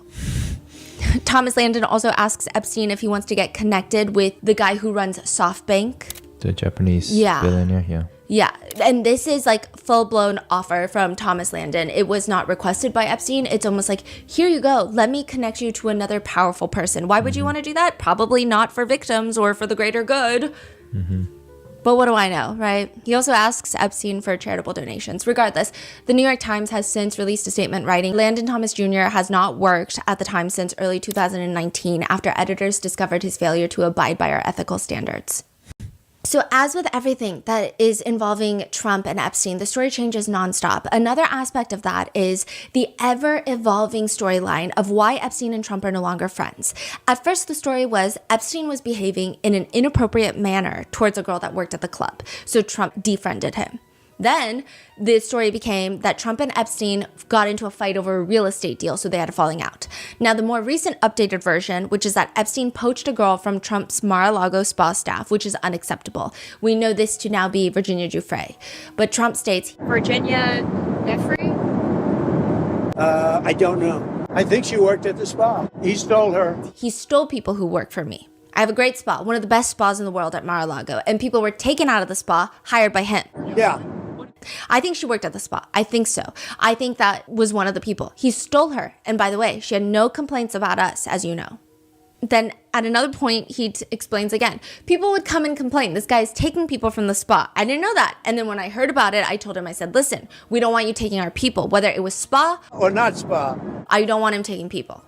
But interestingly, in an email from 2019, Epstein writes to a third party, Trump asked me to resign from Mar-a-Lago. Never a member ever. Of course he knew about the girls as he asked Ghislaine to stop. And this was when Epstein probably didn't know that A, he was going to be arrested, B, he was going to die, and that C, that his emails would be released by the House Oversight Committee. Now, there is a big deal being made about whether Virginia named Trump as an abuser or not, and clearly she did not. And she only had nice things to say about him, and that is very much her experience, and she's quite transparent and seems transparent in all of her statements, but that does not mean that Trump has not been accused by others. Maria Farmer is a survivor of Jeffrey Epstein's. She alleges that on one occasion, she was at Epstein's office. This was in the 90s. Trump gets there too. He starts eyeing her up and down and doesn't stop until Epstein comes and tells him she's not for you. She alleges that Trump would say, she looks young. I thought she was 16.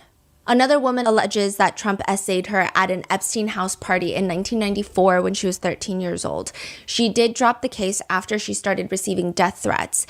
And 4 days after she drops her civil suit, Trump becomes president for the first time. Well, he gets elected, but he was president-elect. There is a picture from the birthday book that depicts Epstein and a few of his buddies holding up one of those giant checks, and it's made out to be $22,500. And it's paid to the order of Jeffrey Epstein, signed DJ Trump, Donald J. Trump. I will say it looks like some sort of competition or tournament, probably held at Mar-a-Lago, but the writing under the picture reads, Jeffrey showing early talents with money and women, sells fully depreciated, redacted, to Donald Trump for $22.5K. We're assuming the redacted is a victim's name. Fully depreciated? Yeah. That's crazy. The rest of the caption reads, showing early people skills too. Even though I handled the deal, I didn't get any of the money or the girl. And there are rumors that because of Epstein working very closely and there being rumors that Epstein was trafficking, there are allegations that Epstein was trafficking women from Eastern Europe. Some people have come to the conspiracy theory that perhaps a very powerful woman was introduced through. I think that is so far a conspiracy. I couldn't find too much in any of the release documents. I don't really see many official sources talking about anything of that sort. It seems so far to be existing in the TikTok and Reddit sphere primarily. But to make matters more difficult for MAGA, Trump very, very curiously had recently said to reporters in the press room about Ghislaine, I just wish her well, frankly. I've met her numerous times over the years, especially since I lived in Palm Beach, and I guess they lived in Palm Beach, but I wish her well, whatever it is. Later, he doubles down because everyone's like, what do you mean you wish her well? And he says, she's now in jail. Yeah, I wish her well. I wish a lot of people well. Good luck. Let them prove somebody was guilty. Which is an odd thing to say for someone that is a convicted sex trafficker. But more on that later because, like I said, Todd Blanche is going to go interview Ghislaine Maxwell. It's a mess. And it's even made more confusing by the fact that sometimes in these emails, Epstein would defend Trump. So in 2016, Linda Stone emails him a rather lengthy rant about American politics. She's based in Germany, and she writes, of course, not everybody who voted for Trump is sexist or racist, but on some level, they didn't care if he is. He knew how to gather momentum with the discourse he chose, and even if he changes his tone, he has let loose a storm. I don't see Hillary Clinton as being at fault. I see the growth of nationalism all throughout the world, not just in the USA, and an underestimation of the fear that non-Hispanic whites have about the trajectory that they are on to become a minority in the US and other European countries. To which Epstein responds, Trump is neither sexist or racist. That is the point and in fact the truth. He says things to get elected and it worked, nothing more, talking heads, goofy. But also there is another email thread from 2018 where Epstein is talking to a foreign politician and he writes to the foreign politician, I think you might suggest to Putin that Lavrov can get insight on talking to me. Churkin used to, but he died. Lavrov is a huge Russian prominent, he's like a foreign minister of Russia. He's a very prominent in the world of global politics. And he just replaced somebody who died. So Epstein is like, hey, can you reach out to Putin, Vladimir Putin, and tell him maybe Lavrov should talk to me to get information about Trump. on Russia and America relations. That is okay. Yeah. And he writes this about Trump. He understands Trump after our conversation. So he's like, the deceased, foreign politician that I was working with in Russia. He understood Trump because I talked to him about Trump. And I said, quote, "It's not complex. He must be seen to get something. It's that simple." That's what he says about Trump. He must be seen to get something? Mm-hmm. Oh, like Trump needs to win. Like get something. Yeah. But more alarming is that there is an email between Epstein and a man named Lawrence Krauss. It reads, "Is the South Pole getting colder and more ice?" This is Epstein. "Is it accurate to say that climate changes can only be measured over long periods, 20 years or more? I'm currently with the Trump people in Palm Beach, and when asked, I say I don't have any idea if this is global warming is a threat that can be reduced. Currently carbon-taking machines, I guess if that really is a concern." It's kind of rambly, but he says in 2016 he's with the Trump team in Palm Beach talking about climate change.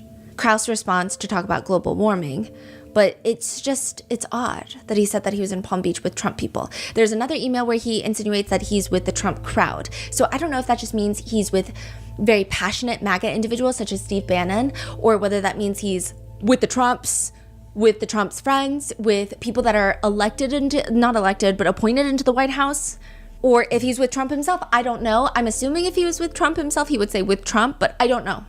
I don't know. Mm-hmm. And I think that the release of the files clarified a lot of things, but there's still so many questions, and we are approaching the deadline for the Epstein files.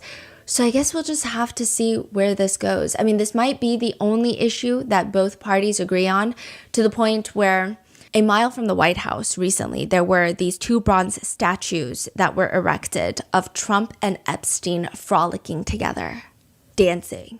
It was quickly removed, but it just seems like both sides, everyone wants some answers, and they want it soon.